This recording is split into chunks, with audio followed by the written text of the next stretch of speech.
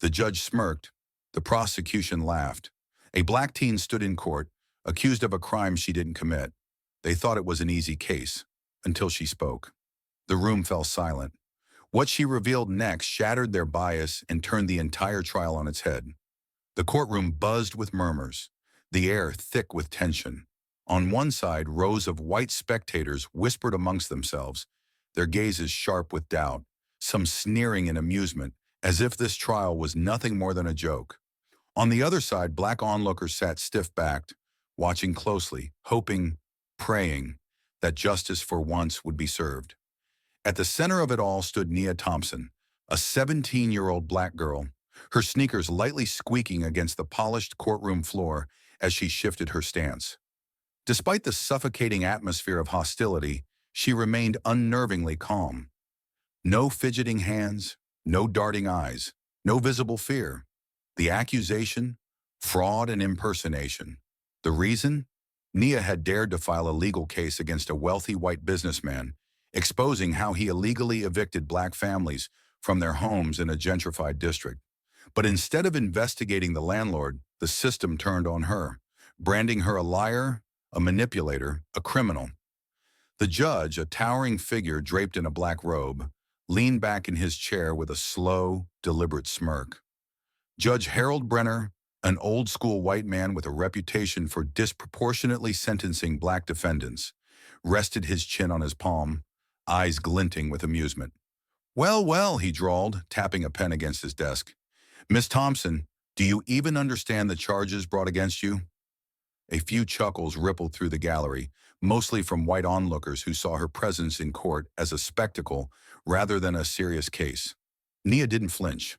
Her shoulders remained squared, her hands clasped neatly in front of her. "Yes, Your Honor, I do." Judge Brenner raised an eyebrow, the smirk deepening. "You sure about that? Because this isn't some high school debate club, young lady. This is a court of law." More laughter. The prosecutor, Ethan Caldwell, a slick-haired, overly confident white attorney, didn't even bother hiding his amusement. He shook his head slightly, flipping through the case file as if it were already over. "This case is an insult to the court's time," Caldwell finally said, standing up, his polished shoes clicking against the floor. "The defendant," he stressed the word with disdain, "was found with falsified documents attempting to deceive this court into believing she had the legal authority to sue my client." Nia remained quiet, her face unreadable. The judge sighed, waving a dismissive hand. "Honestly, I don't even know why they let you represent yourself. This isn't some movie where you outsmart the system, Miss Thompson. You're a kid, a confused, misguided kid." The laughter from the white spectators grew louder. Even some of the jurors chuckled under their breath. But Nia still didn't react. She let the moment breathe, let the room drown in its own arrogance, because she knew something they didn't, and soon so would they. The courtroom buzzed with murmurs, an undercurrent of amusement rippling through the mostly white spectators. They whispered to one another, smirking as they exchanged glances, already convinced of the outcome before the trial had even begun. On the other side of the room, black onlookers sat tensely, their faces solemn, eyes locked on the young girl standing at the defendant's table. Judge Harold Brenner leaned back in his chair, his robe hanging loosely over his broad frame, as he looked down at the 17-year-old black teenager standing before him. His lips curled into a smirk, eyes gleaming with disdain. "Miss Thompson," he drawled, pausing deliberately, "do you even understand what these charges mean, young lady?" Laughter rippled through the courtroom. The prosecutor, Ethan Caldwell, adjusted his cuffs and shook his head, chuckling under his breath as he rose from his seat. His polished shoes clicked against the floor as he paced in front of the jury, his confidence dripping from every step. He turned to face them, flashing an easy, rehearsed smile. "Ladies and gentlemen," he began, clasping his hands behind his back, "this case is as simple as it gets. The defendant," he gestured toward Nia like she was an object on display, "fraudulently posed as an attorney, tampered with legal documents, and attempted to deceive this honorable court." A few jurors nodded in agreement. The spectators murmured. More chuckles followed. Nia stood still, her expression unreadable. She had been here before, not in this exact courtroom, but in a world that constantly dismissed her, constantly assumed her ignorance. She wasn't rattled, not by the judge, not by the prosecutor, and certainly not by the snickering crowd. Caldwell paced toward the judge, shaking his head. "She's 17, Your Honor. A child. This is reckless behavior, not a real legal argument." The judge nodded, smirking as he tapped his gavel lightly against the desk. "I have to agree, Mr. Caldwell. This isn't a high school project, Miss Thompson. You don't just read a few books and decide you can practice law." The laughter grew louder, filling the courtroom with mocking amusement. Nia waited. She let the moment stretch, let them bask in their confidence. Then, without changing her tone, she said, "Objection, Your Honor." The room erupted again, louder this time. Ethan Caldwell chuckled, shaking his head. "Oh, this is rich," he said, turning to the judge. "Do you even know what an objection is, sweetheart?" A few gasps mixed with the laughter. Even some of the white spectators recognized the blatant condescension in his words. Nia met Caldwell's gaze with unwavering steadiness.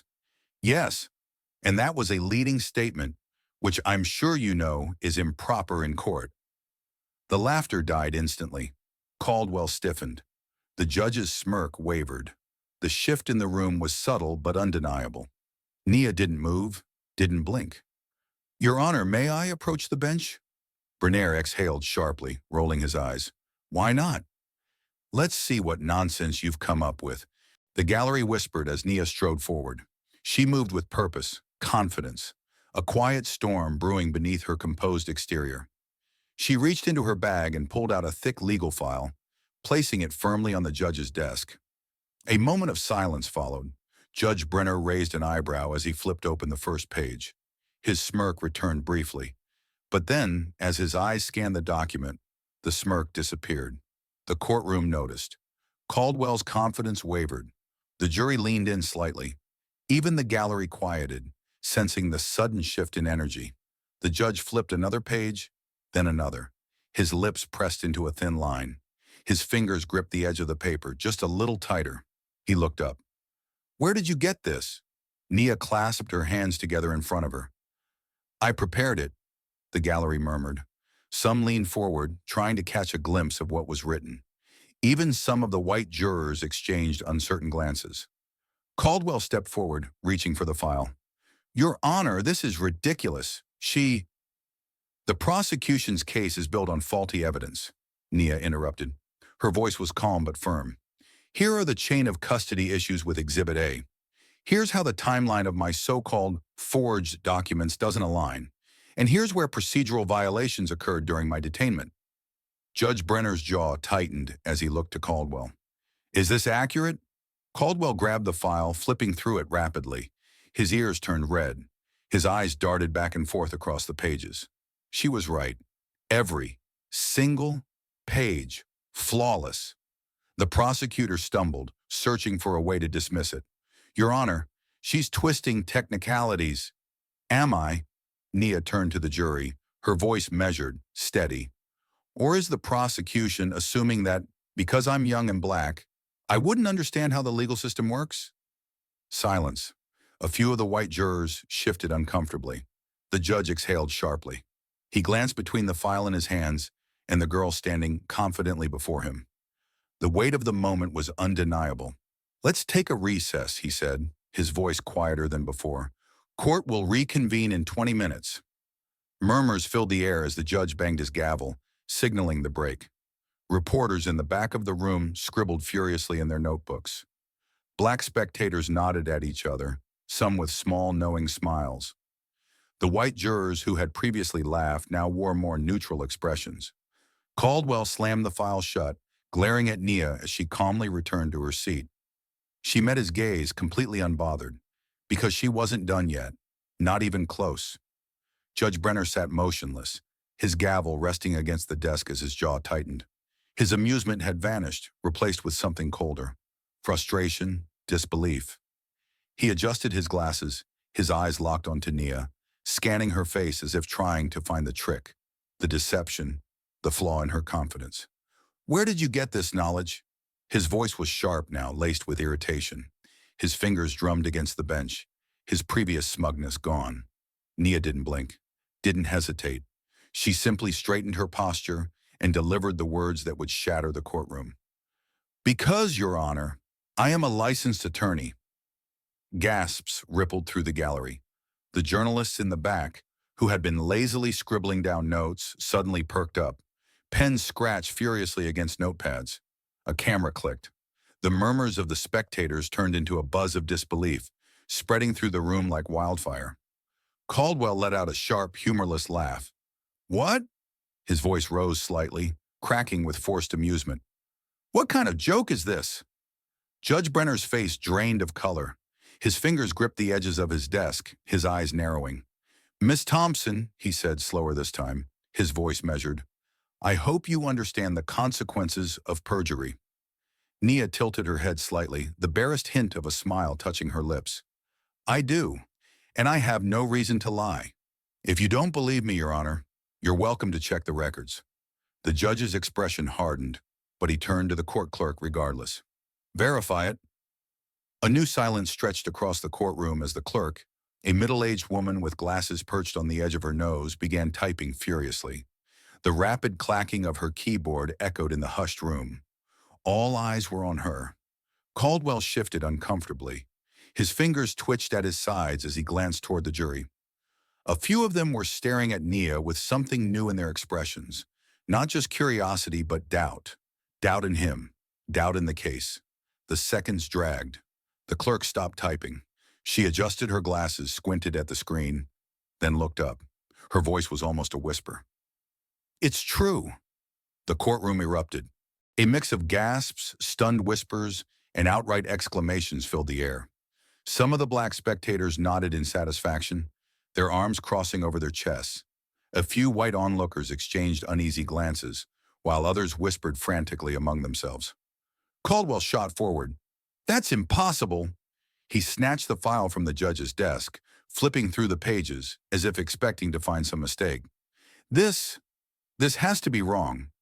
"It isn't," Nia said smoothly, clasping her hands in front of her.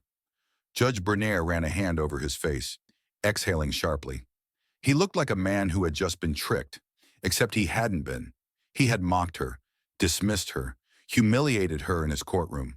And now he realized that he had just spent the last hour talking down to a legitimate lawyer, a child prodigy. He swallowed thickly. "Explain yourself." Nia nodded once. "I graduated high school early, completed my undergraduate degree in 2 years, and passed the California bar exam at 16. I'm registered with the State Bar Association. You're welcome to check." The courtroom buzzed louder. A journalist whispered to a colleague, "This is insane." His hands flew over his notepad, jotting down every word. Judge Brenner, his composure slipping, turned back to the clerk. "Check the bar records." The clerk typed again, her fingers moving swiftly. A few more agonizing moments passed. Then she nodded. "She's listed in the system as a licensed attorney." Another explosion of noise. A white man in the gallery whispered, "No way!" A black woman near the front smirked. A reporter's camera flashed, capturing the moment. The judge exhaled, rubbing his temple. His hand gripped his gavel, but he didn't slam it down. He couldn't. Not yet. Caldwell's face twisted with disbelief. "Your Honor, this is ridiculous. She's a child." "She's a lawyer," Brenner corrected him, his voice strained. Nia inhaled slowly, letting the weight of the moment settle over the room. She had spent her life being underestimated, overlooked. She had seen the disbelief in people's eyes whenever she spoke with confidence, saw their skepticism when she displayed her knowledge. Now they had no choice but to see her for who she was, a professional, a legal expert, someone who knew the system better than most of the men in that room. Judge Brenner finally looked at her again, his voice quieter this time. "Why did you do this?" Nia held his gaze. "Because justice isn't given to people like me, Your Honor. We have to take it." The words settled heavily in the room. Caldwell clenched his jaw, his entire case unraveling before his eyes. He had walked into this courtroom assuming he had already won. But now, with the jury shifting in their seats, the reporters writing furiously, and the judge himself thrown off balance, he realized something terrifying. He had already lost. Judge Brenner's grip tightened on his gavel, his knuckles white as he scanned the courtroom. The murmurs from the gallery had grown louder. black spectators exchanging knowing glances, nodding in hushed agreement. They weren't just watching a trial anymore. This was something bigger, a reckoning, a mirror held up to a system that had failed them time and time again. The judge's face was flushed with frustration, his authority slipping through his fingers like sand. He cleared his throat and banged the gavel once. Enough! This trial has gone far beyond its original purpose. His voice wavered, but he pushed forward. I am dismissing this case. Nia was already shaking her head before he finished. You can't! Bernare's jaw clenched. Excuse me? Nia stepped forward, hands steady on the table. You have no legal standing to dismiss this case, Your Honor. To do so would be a direct violation of judicial ethics. Bernare's lips parted slightly, his composure cracking. He cast a quick glance toward the prosecution table, as if searching for backup. Caldwell shot to his feet, his voice rising in frustration. Your Honor, this is absurd. She's turning this into a political spectacle. No, Nia said evenly, turning toward the jury, her eyes locking onto them. I'm turning this into the truth. The jury, once skeptical, once distant, was now watching her closely. Some of them exchanged glances. The balance of power in the room had shifted, and they knew it. Nia turned back to the judge, voice unwavering. This case was built on lies. She reached for the folder in front of her, flipping it open with precision. Let's start with the businessman who pressed charges against me. She pulled out a set of eviction records. These are the original files. And these, she pulled out another set, identical except for the dates and signatures, are the altered versions he submitted to the court. She held them up, letting the jury see. Bernare's brow furrowed. He glanced toward Caldwell. Is this accurate? Caldwell swallowed hard, his fingers twitching against the desk. Your Honor, this is... Yes or no, Mr. Caldwell? Silence. Nia didn't wait. She flipped to the next document. Now let's talk about the prosecution's role in this. Mr. Caldwell, you claimed there was overwhelming evidence against me. You claimed I forged documents. But what you didn't say, what you didn't want the jury to know, is that there were witness statements that contradicted your claims? She held up another set of papers. Here are the original statements from the evicted tenants, the ones who testified about the landlord's actions, the ones you conveniently never submitted into evidence. Gasps rippled through the courtroom. Bernare's face paled. Caldwell stiffened. The black spectators in the gallery started murmuring, nodding in realization. This wasn't just about Nia. This was about all the cases just like hers. Bernare's fingers twitched on his gavel. That's enough, Miss Thompson. No, Nia cut in, her voice sharper now. We're not done. The murmurs grew louder. Nia turned to the jury. And finally, let's talk about this courtroom. Let's talk about the bias in this very seat of justice. She slid another document forward. This is a list of the last 50 cases Judge Bernare has presided over involving black defendants. Bernare's breath hitched. His entire body went rigid. Nia continued. In those cases, he dismissed exactly 0. Not 1. 0. But in cases where white defendants were involved? She let the words hang in the air. He dismissed over 30%. The courtroom erupted. Some people gasped audibly. Others murmured furiously, the tension now boiling over. The journalists were writing furiously, cameras clicking nonstop. Bernare slammed his gavel down. Order! But for the first time, nobody stopped. The black audience members nodded to each other, whispering their own stories of injustice. The jury members looked at one another, their expressions shifting. Nia turned back to Bernare, her voice steady. You wanted to dismiss this case because you never thought someone like me would challenge you. Her eyes pierced into him. But justice doesn't bow to personal bias. Bernare exhaled sharply, sweat beating at his temple. Nia held the jury's gaze. If this trial is really about the law, if it's really about justice, then you'll judge me based on the facts. Silence stretched across the room. For the first time, the judge looked uncertain. For the first time, the jury wasn't on his side. For the first time, the truth had taken center stage. The tension in the courtroom was suffocating. Every eye fixed on Judge Bernare as he sat frozen, his fingers clutching the gavel with white-knuckled intensity. He opened his mouth to speak, but nothing came out. For the first time in his career, he was at a loss. The businessman who had filed the case against Nia stood abruptly, his chair scraping against the floor. His face was twisted with frustration, his lips pressed into a thin, pale line. He muttered something under his breath before turning on his heel and storming out of the courtroom. A few reporters scrambled after him, their notepads flipping open, cameras flashing, but he shoved past them without a word. He knew it was over. At the prosecution's table, Ethan Caldwell shifted uneasily, his once polished confidence now crumbling into panic. He reached for his notes, flipping through them frantically as if searching for something, anything to salvage his case. "Your Honor," Caldwell finally managed, his voice strained, "the prosecution, requests additional time to review these new documents and, assess the validity of—" Judge Brenner slammed the gavel down hard. The sharp crack of wood against wood echoed through the chamber, demanding silence. The murmurs ceased. Caldwell stiffened. Brenner exhaled through his nose, his face still slightly pale, as he turned to Nia. She sat poised, waiting, her expression unreadable. Unlike Caldwell, unlike the businessman who had fled, she wasn't scrambling. She wasn't panicking. She knew she had already won. The judge cleared his throat, shifting in his chair. His fingers tapped against the desk once, twice before he finally spoke. "Miss Thompson." His voice was quieter now, missing the arrogance it once held. "You have presented evidence that the prosecution has failed to disprove." Caldwell inhaled sharply, his lips parted, ready to protest. Brenner lifted a hand to silence him.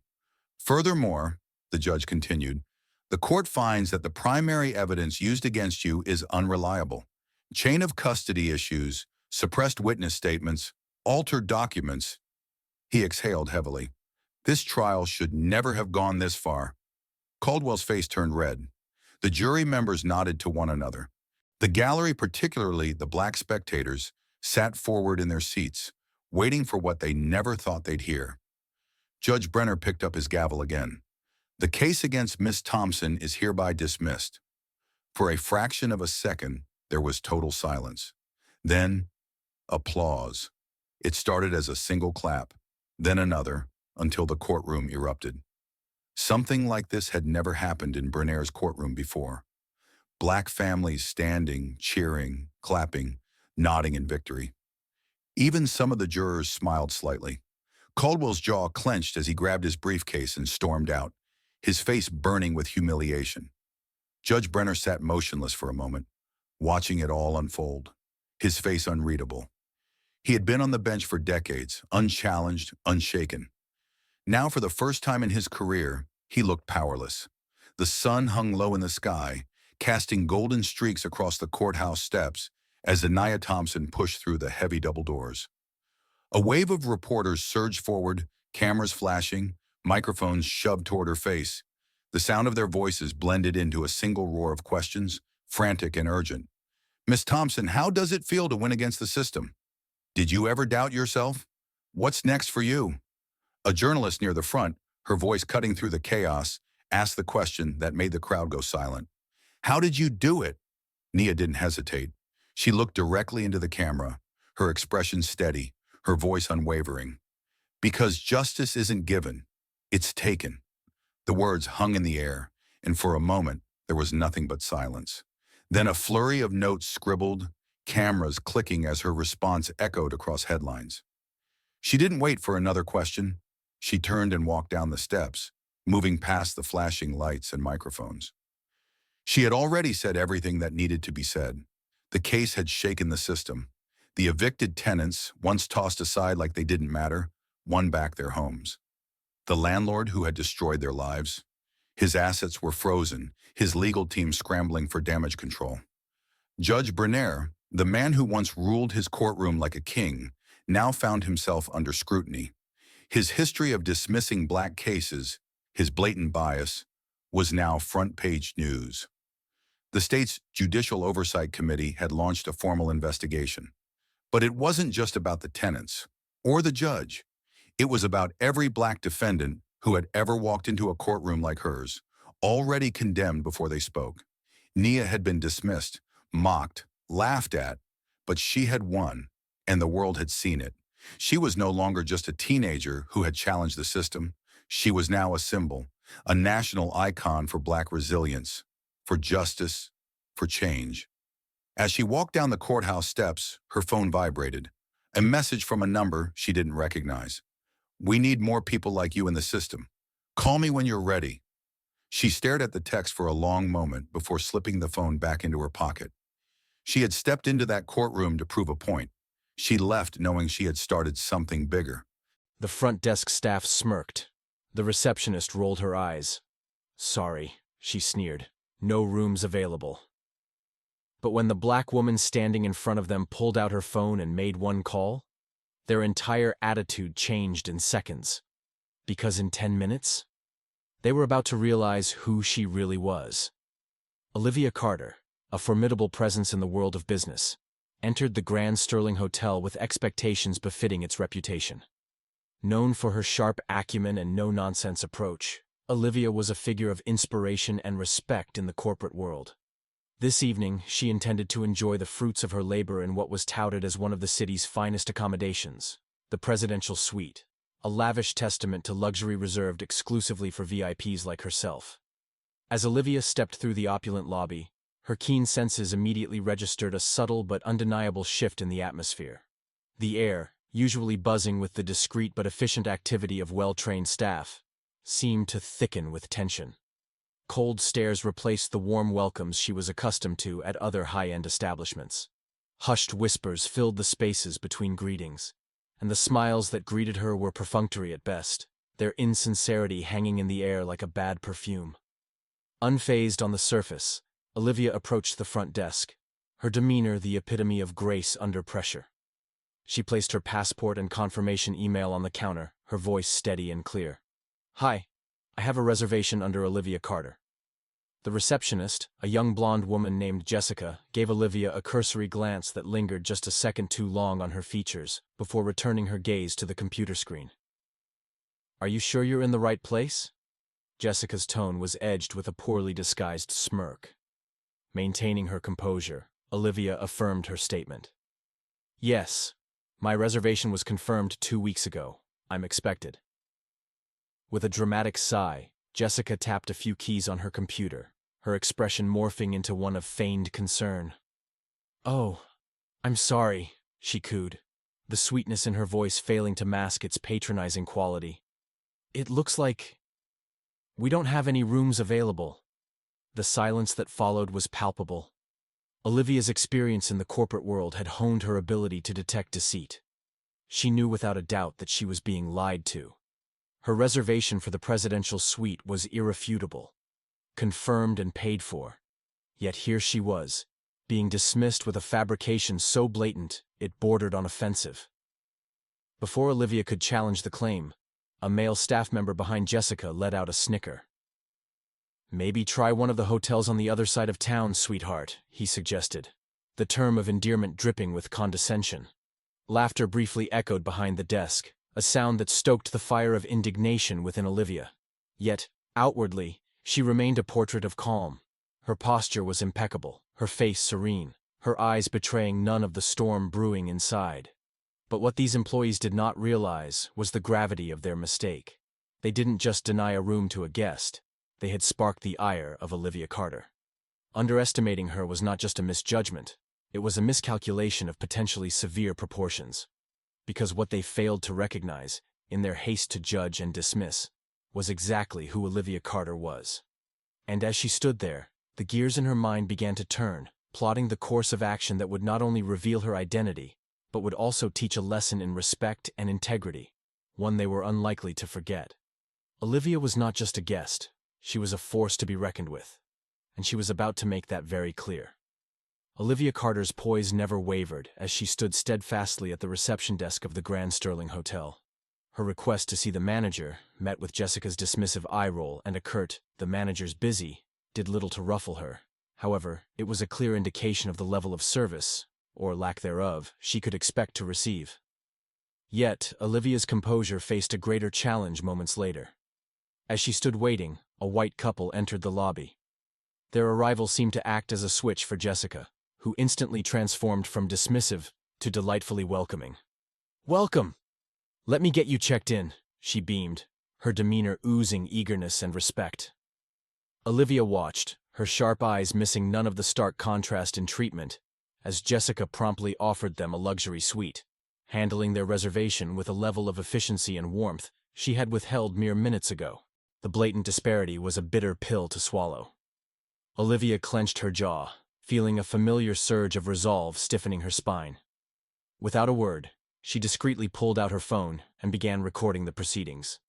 She captured not just the differential treatment, but also the ambient sounds of the lobby, the murmured agreements from other staff, and the subtle nods of approval from bystanders, all complicit in the silent sanction of discrimination.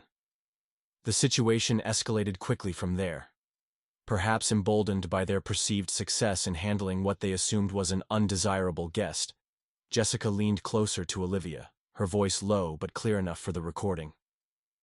"Listen, honey, this is a luxury hotel. People like you don't belong here." The other staff members nearby stifled their chuckles, thinking they had effectively dismissed her. They did not realize the gravity of their mistake, nor did they understand the caliber of the woman they were attempting to belittle. Olivia's response was a serene smile, one that masked the whirlwind of strategic retaliation forming in her mind. With grace that belied her inner turmoil, she dialed a number on her phone, her fingers steady and sure. The phone barely rang twice before it was answered. "James, it's Olivia. I need you to listen carefully," she spoke into the phone, her voice low but filled with an authoritative edge that demanded immediate attention. On the other end of the line was James Richardson, her legal counsel and a longtime friend. As Olivia detailed her experience, succinctly describing each discriminatory act and the evidence she had gathered, James's responses grew increasingly terse, a clear sign of his growing indignation and professional alertness. "We'll handle this, Olivia. Start by sending me the video, and I'll prepare the initial legal response. I'll also contact the media. It's time they see what's happening behind the polished facades of these places," James assured her, his tone resolute. With her next steps clearly outlined, Olivia ended the call, her decision made. She would not let this incident slide, nor would she allow her dignity to be trampled upon without recourse. Her actions from here on would not just be for her, but for anyone who had faced or would face similar discrimination. As she pocketed her phone, the atmosphere around her shifted palpably. The staff's earlier smirks had faltered, replaced by a dawning realization of the seriousness of the situation. Olivia's calm demeanor in the phone call had not gone unnoticed, and whispers began to circulate among the bystanders. Taking a deep breath, Olivia addressed Jessica and the other staff members directly, her voice loud enough to carry across the lobby. "I have documented everything. This treatment, your behavior, and your words against me. This will be addressed legally and publicly. Discrimination has no place in hospitality, or anywhere." Her declaration was met with a stunned silence. The gravity of her words, coupled with her evident intent to follow through with legal action, served as a cold splash of reality on the staff. What they had assumed was a harmless display of elitism was, in fact, a serious violation of rights that would have consequences far beyond what they had imagined. Olivia then turned and walked out of the hotel lobby with the same elegance and control with which she had entered.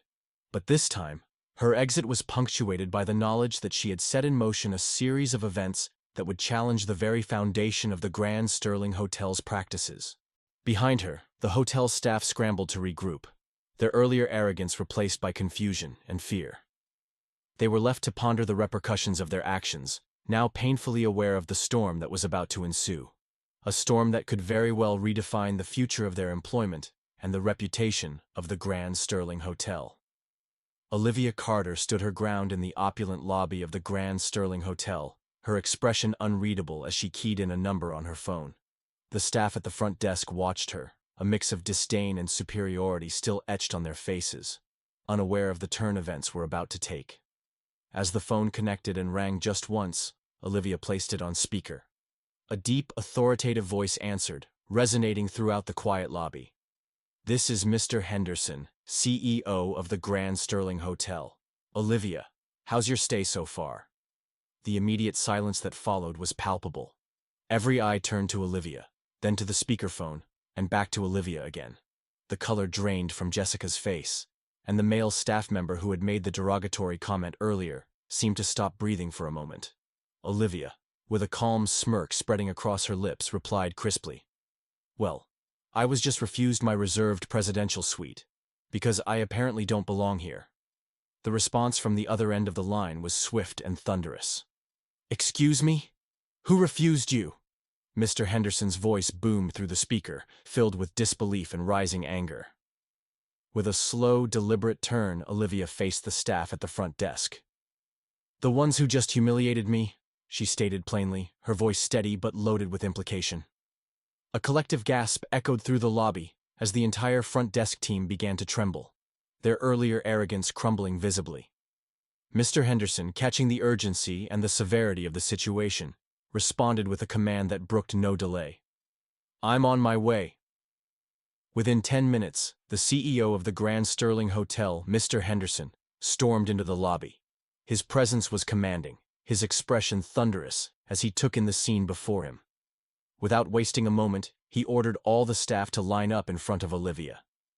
"You refused entry to one of our biggest investors," he bellowed, his gaze sweeping over the faces of his employees, landing finally on Jessica and the male staff member who had dealt directly with Olivia. Jessica, her composure completely shattered, began to stutter a response. We didn't know." Olivia, who had remained silent up to this point, chose this moment to reveal the full extent of her connection to the Grand Sterling Hotel. "Not just an investor," she said, her voice now carrying a weight that filled the entire space. "I own 30% of this hotel." The revelation sent shockwaves through the assembled staff. Jessica started shaking, her earlier smugness replaced by a dawning realization of the magnitude of her mistake. The other staff members exchanged looks of disbelief and fear, their minds racing with the implications of their actions. Mr. Henderson, who had listened intently to the exchange, didn't hesitate in his next actions. "You're fired, all of you," he declared decisively. His decision was not just a reaction to their treatment of Olivia, but an immediate move to safeguard the reputation and values of the hotel. As the dismissed employees gathered their belongings, a stunned silence fell over the lobby. The remaining staff and bystanders were left to absorb the swift justice delivered by their CEO. Olivia, meanwhile, maintained a dignified composure, her point made not just through her words but through her unyielding presence. Mr. Henderson approached Olivia, his demeanor apologetic. "Olivia, I'm profoundly sorry for what you've experienced. This is not what our hotel stands for. Thank you for bringing this to my attention." His gratitude was genuine, acknowledging not just her financial investment, but her role in upholding the integrity of their business. Olivia nodded, accepting his apology with grace. "Thank you, Mr. Henderson. I believe this will be a pivotal moment for the Grand Sterling Hotel. Let's ensure it leads to a better path forward," she suggested, her tone implying that while the immediate issue had been addressed, the work to rebuild and re-educate would begin now. As Olivia left the hotel later that day, the events that had unfolded served as a powerful reminder of her influence and the necessity of vigilance in any enterprise. For the staff who remained, and for those who would come to fill the positions left vacant, the day's events would be a lasting lesson in respect, equality, and the essential standards expected by the Grand Sterling Hotel. The tension in the Grand Sterling Hotel's opulent lobby reached a boiling point as Mr. Henderson, the CEO, burst through the double doors. His face was a mask of controlled fury, his eyes scanning the room until they settled on the line of employees assembled in front of him. Without hesitation, he marched up to them, his presence commanding immediate attention.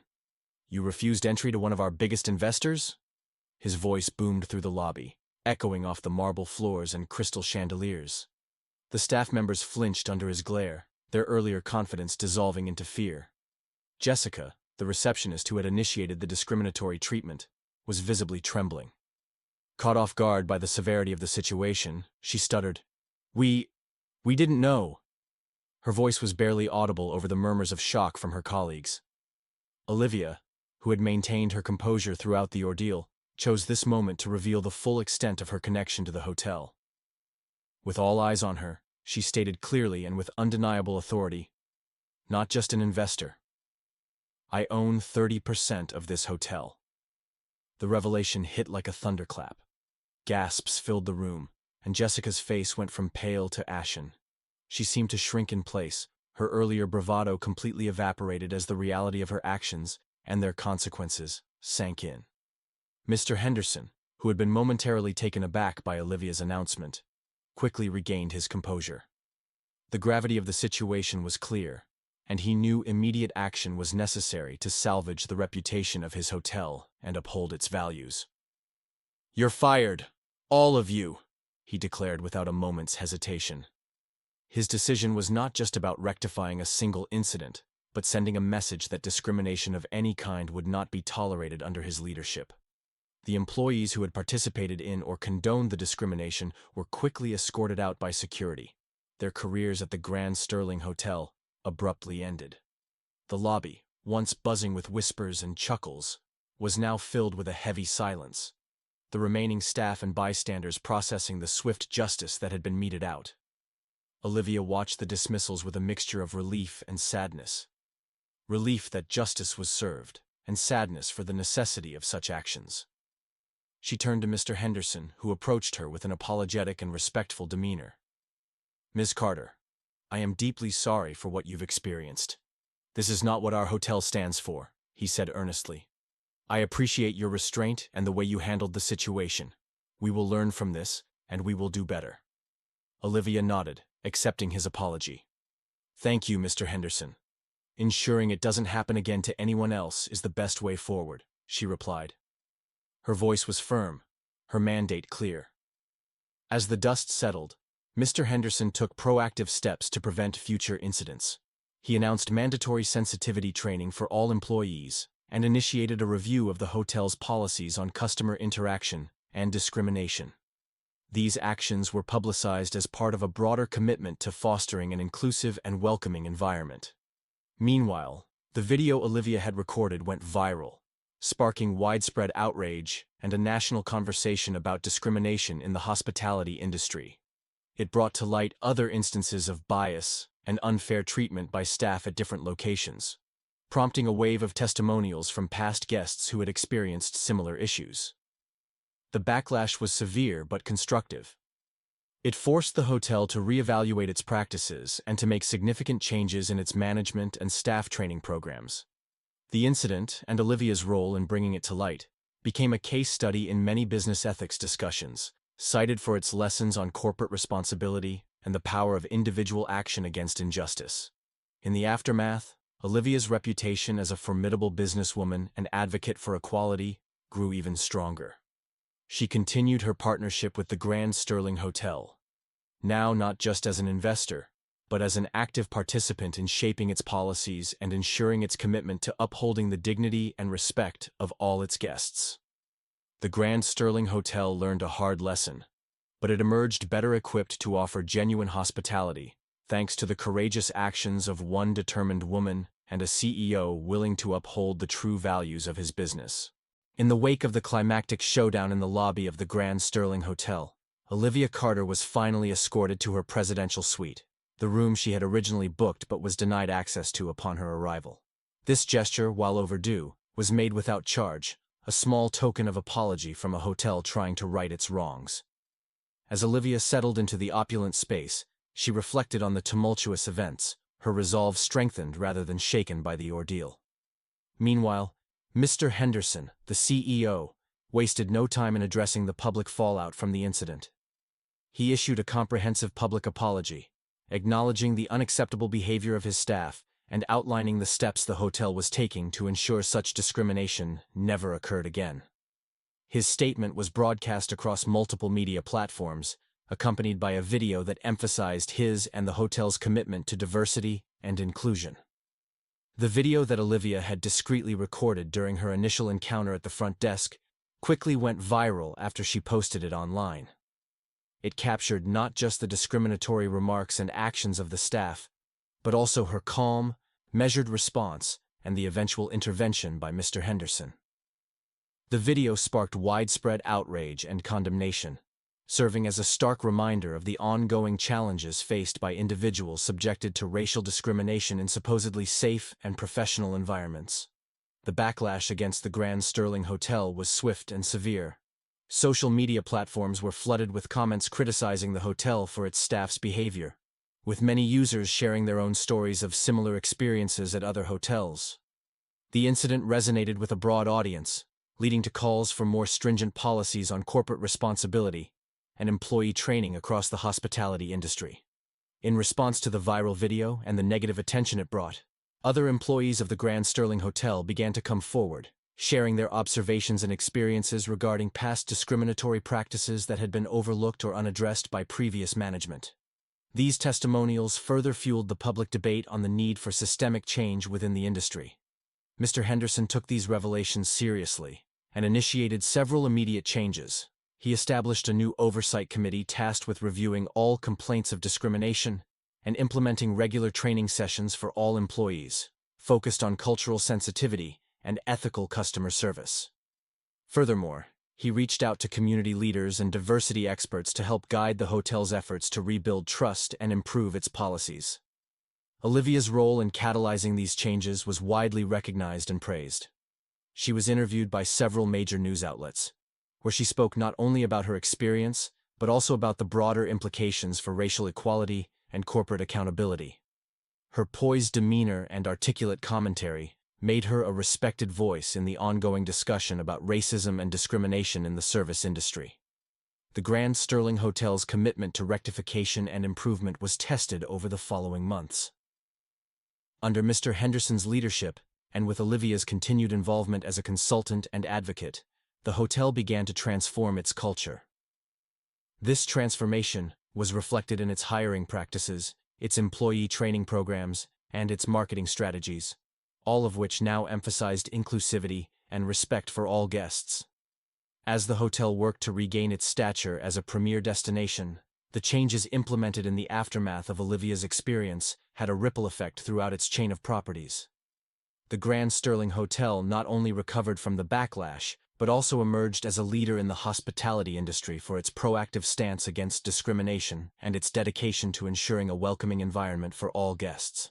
Several months after the incident at the Grand Sterling Hotel, Olivia Carter sat down for an interview with a prominent journalist. The setting was serene, a tastefully decorated room in another of the hotel's suites, symbolizing the changes that had swept through the establishment. The interview was candid, aimed at unpacking the events that had led to significant policy shifts not only within the hotel, but potentially across the hospitality industry. The journalist, keen to delve into Olivia's personal experience, asked, "What would you say to the people who treated you like you didn't belong?" Olivia's response was measured, her demeanor composed as she leaned back slightly in her chair. A small, knowing smirk played at the corners of her mouth before she answered, "I wouldn't say anything. I just let the truth destroy them." Her words, simple yet powerful, encapsulated her approach to the discrimination she faced, not with retaliatory aggression, but with poised assurance in the power of truth and justice. In the months following the viral incident, the Grand Sterling Hotel had indeed undergone a transformation. Under the vigilant eye of Olivia and the committed leadership of Mr. Henderson, the hotel implemented a robust anti-discrimination policy. This new guideline was comprehensive, mandating regular training for all staff and establishing clear consequences for any violations. It also included mechanisms for guests to report any incidents of discrimination directly to a special oversight committee, ensuring that complaints would be taken seriously and addressed promptly. Olivia, leveraging her significant stake in the hotel, played a crucial role in these changes. She wasn't content to simply advocate for a better environment. She ensured that the new policies were put into practice. She attended training sessions, spoke directly with staff, and remained a visible presence in the hotel. Her commitment was clear. Change was not just necessary, it was mandatory. Furthermore, Olivia initiated partnerships with organizations dedicated to promoting diversity and inclusiveness. These collaborations helped not only to improve the hotel's internal culture, but also to position the Grand Sterling as a leader in hospitality inclusivity. Seminars, workshops, and conferences on diversity and hospitality began to be a regular feature at the hotel, drawing industry leaders, experts, and enthusiasts who were eager to see and learn from the changes being implemented. The impact of Olivia's actions extended beyond the confines of the Grand Sterling Hotel. Other hotels and businesses, witnessing the positive public response and the practical benefits of such policies, began to reconsider their own practices. Olivia found herself invited to speak at various industry events and business forums, where she shared her insights on accountability, diversity, and the importance of ethical leadership. As her influence grew, so did her vigilance. Olivia knew that maintaining the momentum of change required constant attention and adaptation. She established a foundation focused on promoting diversity in business, which supported various initiatives to educate and empower underrepresented groups in the corporate sector. In her final remarks during the interview, Olivia reflected on the broader implications of her experience. Change isn't just about implementing new policies or firing those who do wrong. It's about creating an environment where everyone, regardless of their background, can walk in and feel welcomed, valued, and respected. That's the standard we aim for, and it's a standard I will always be watching to uphold. As the interview concluded, Olivia's message was clear. Vigilance in the face of injustice was not just a response to discrimination. It was a proactive stance against any form of inequality, a commitment to continuous improvement, and an unwavering defense of dignity for all. A soldier's duty does not end on the battlefield, but today, at this airport, it almost did. Colonel Michael Hayes walked forward, unaware that his mission was about to face its toughest battle yet. His polished dress shoes clicked against the tile floor, each step heavy with purpose. On the tarmac, a casket draped in the American flag waited. Inside was Private First Class Ethan Collins, 21 years old, a life cut short, a hero coming home. Hayes adjusted his hat, the weight of his duty pressing harder than the medals on his chest. He had made a promise, one that went beyond rank or recognition. No one gets left behind. But as he approached the airline counter, something felt off. The agent's smile was too stiff, her words too rehearsed. "I'm sorry, sir," she said, her voice tight. "There seems to be an issue with your ticket. We can't allow you to board at this time." Hayes froze. This wasn't just a delay. This was a betrayal, and what happened next would shake the entire nation. Hayes exhaled slowly. He had dealt with all kinds of situations: combat zones, foreign diplomacy, political entanglements. But this was different. "I'm escorting the remains of a fallen soldier," he said evenly, tapping the paperwork. "Everything is in order." The agent didn't meet his eyes. "I understand, sir, but there's a security protocol in place, and we can't override it."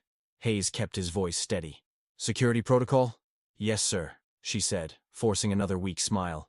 "It's just policy." He didn't move, didn't flinch. "Policy? What policy?" Behind him the line was growing, people shifting, murmuring. He felt their eyes on him, but instead of stepping aside, he squared his shoulders and stood firm. He wasn't leaving without an answer. But the airline staff wasn't backing down either. The air around the counter felt heavier now. Conversations in the line behind him had started to quiet down as people took notice. A man in a crisp military uniform being denied his flight wasn't something you saw every day. Colonel Hayes remained calm, his voice steady. "Ma'am, I need to understand exactly what the issue is. This is a military assignment, not a personal trip. My documentation is valid." The agent hesitated again. Her eyes darted toward the other airline staff huddled near the back, whispering. A supervisor, a man in his mid-50s with a tired expression, finally stepped forward. He adjusted his name tag, then folded his arms as he glanced at Hayes. "Sir, I apologize for the inconvenience," he started, his voice laced with that professional tone people used when they wanted you to stop asking questions. "But we have certain policies in place, and unfortunately, we can't override them at this time." That phrase again. Policies. Hayes inhaled slowly through his nose. He had seen this before, just in a different setting. "I've flown with military escorts before," he said, keeping his frustration buried under years of discipline.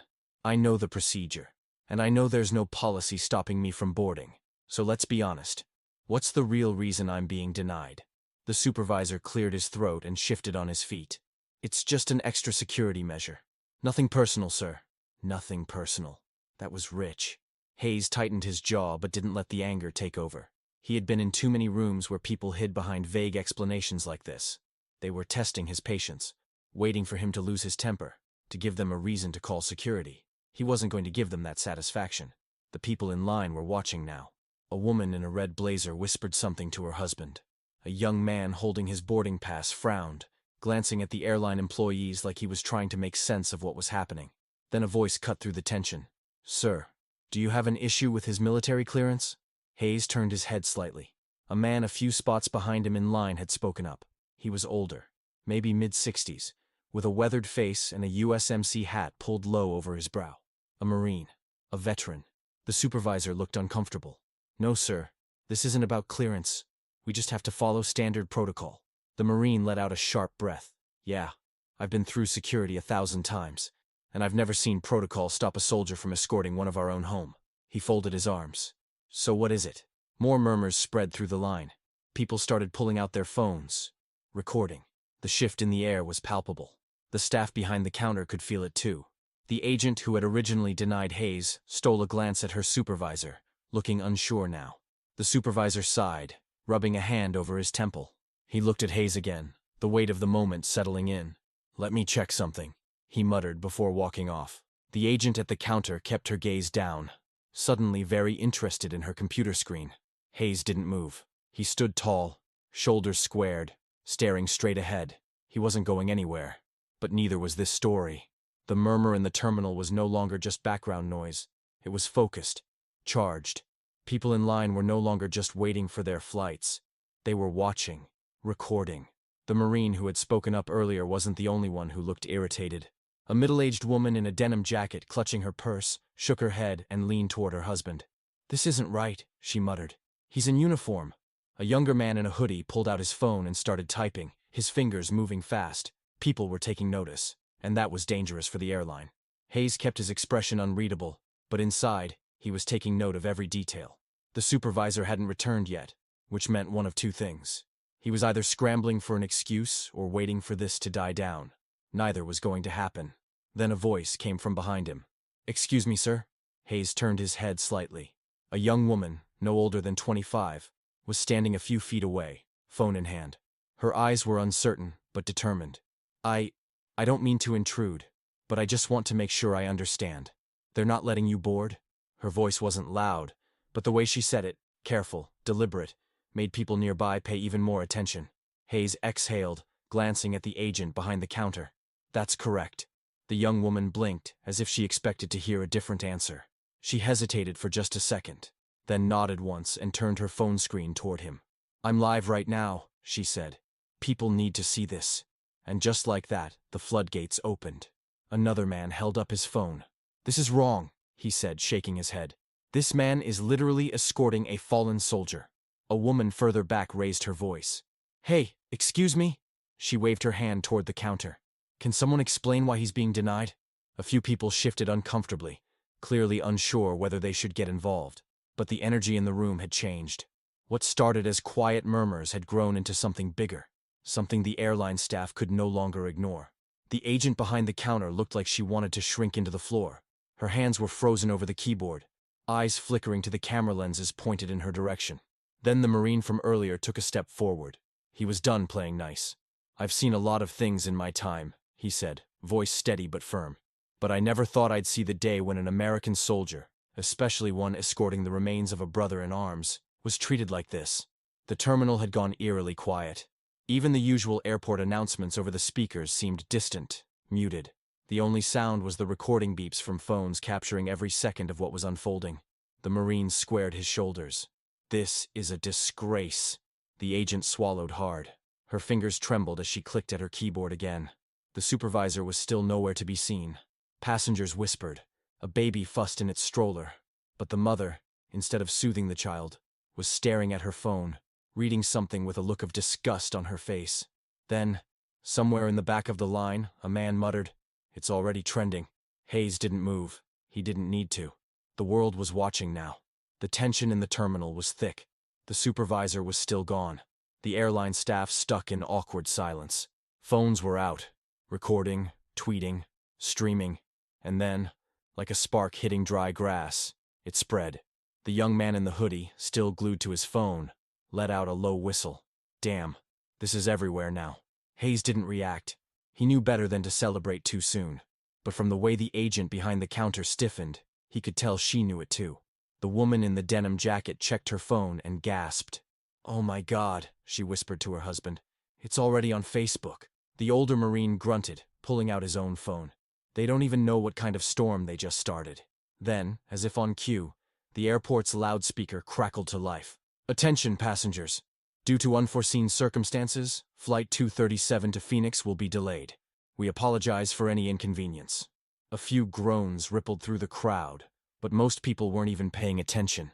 Their focus was here, on the uniformed soldier being refused a flight while carrying out his duty. A minute later, a young woman near the windows gasped, "He's on Twitter." She turned her screen toward the crowd, and people leaned in. A tweet, written in bold capital letters. They just denied a black U.S. Army colonel his flight while escorting a fallen soldier's remains. This is how we treat our heroes. Let him fly. Underneath it, the numbers were climbing. Retweets, comments, likes. It was catching fire. Then another tweet popped up. This one from a veteran advocacy group. "We are aware of the disgraceful incident happening at airport name. Our soldiers deserve better. Expect action." The crowd murmured, the realization sinking in. The airline had officially lost control of the narrative. The agent behind the counter, still frozen in place, let out a shaky breath. She turned and hurried toward the back, disappearing behind a frosted glass door. She wasn't coming back with an answer. She was coming back with damage control. Hayes adjusted his hat. He had been in situations like this before. Not at an airport. Not like this. But in places where powerful people suddenly realized they had made the wrong enemy. He wasn't smiling. He wasn't gloating. Because, at the end of the day, this wasn't about him. It was about Private First Class Ethan Collins, the young man waiting to go home. And right now, that mission was still incomplete. The crowd wasn't just watching anymore. They were waiting. The terminal felt different now. Charged, expectant. Then the supervisor finally returned. But he wasn't alone. A second man walked beside him, this one in a sleek navy suit, his airline ID clipped neatly to his pocket. His walk was brisk, controlled, like someone used to putting out fires. He stopped just short of the counter, scanning the scene. His eyes darted between Hayes, the Marine, and the rows of phones still recording. He cleared his throat. "Colonel, I apologize for the miscommunication. There seems to have been an error with our system, but we're working to get you on your flight as soon as possible." Miscommunication. Hayes had been in the military long enough to know what that word really meant. It meant, "We got caught." It meant, "Fix this, before it costs us too much." He didn't respond right away. Instead, he let the moment hang, watching the airline rep shift slightly under the weight of the silence. "I see," Hayes finally said, his voice measured. "An error, you said?" "Yes, sir. A regrettable mistake. We assure you, it was not intentional." A few people in the crowd scoffed. The Marine shook his head. The airline rep adjusted his tie, clearly uncomfortable. "We'd like to personally escort you to the gate now, Colonel. First-class accommodations, of course." First class. As if that was the point. Hayes looked past the man toward the counter, where the agent still stood, looking anywhere but at him. The same agent who had smiled at him stiffly when she denied his flight. The same one who had never bothered to check before saying no. Hayes exhaled slowly. "I appreciate the urgency," he said, "but I need to clarify something." The rep nodded quickly. "Of course." Hayes's voice remained even. "If no one recorded this, if no one spoke up, would I still be standing here?" A beat of silence. The rep swallowed. "Sir, you don't need to answer," Hayes interrupted. He already knew. Everyone in the terminal knew. Another moment of silence. Then a woman in the crowd murmured, "He's right." The rep tried to smooth over the tension again. "Sir, we sincerely apologize." "We both know this isn't about an apology," Hayes said. "It's about accountability." The crowd murmured in agreement. People weren't just angry anymore. They were disappointed. The rep knew he was losing control. He straightened his posture, adopting a more authoritative stance. "Colonel, let's get you on your flight now." But before Hayes could respond, a new voice cut in. "Sir." A younger man in an airport security uniform had appeared at the side of the counter. He held out a phone toward the airline rep, his expression tight. "I think you should see this." The rep frowned, taking the phone. He scrolled. His face paled. The Marine crossed his arms. "What? Something wrong?" The rep didn't answer, but Hayes already knew. The backlash had officially exploded beyond the airport. A major news outlet had picked up the story. The headline was blunt. U.S. Army Colonel denied flight while escorting fallen soldier. Airline scrambles for answers. Below it, a video clip played. Footage from the terminal. The rep handed the phone back, inhaled sharply, and turned to Hayes.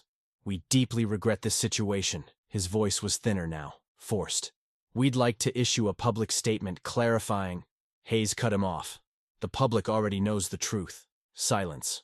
The rep pressed his lips together. Hayes looked at the crowd, at the phone still recording.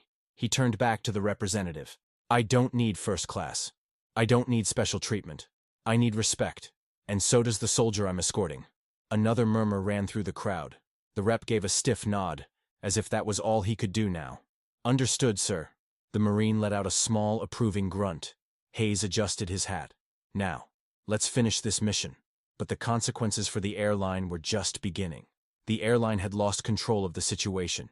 The story was out, spreading faster than they could contain it. The terminal felt more like a press conference now. Phones still recording, passengers still watching. Then something unexpected happened. A man in a dark blue suit, with the unmistakable posture of someone with real authority, walked into the scene.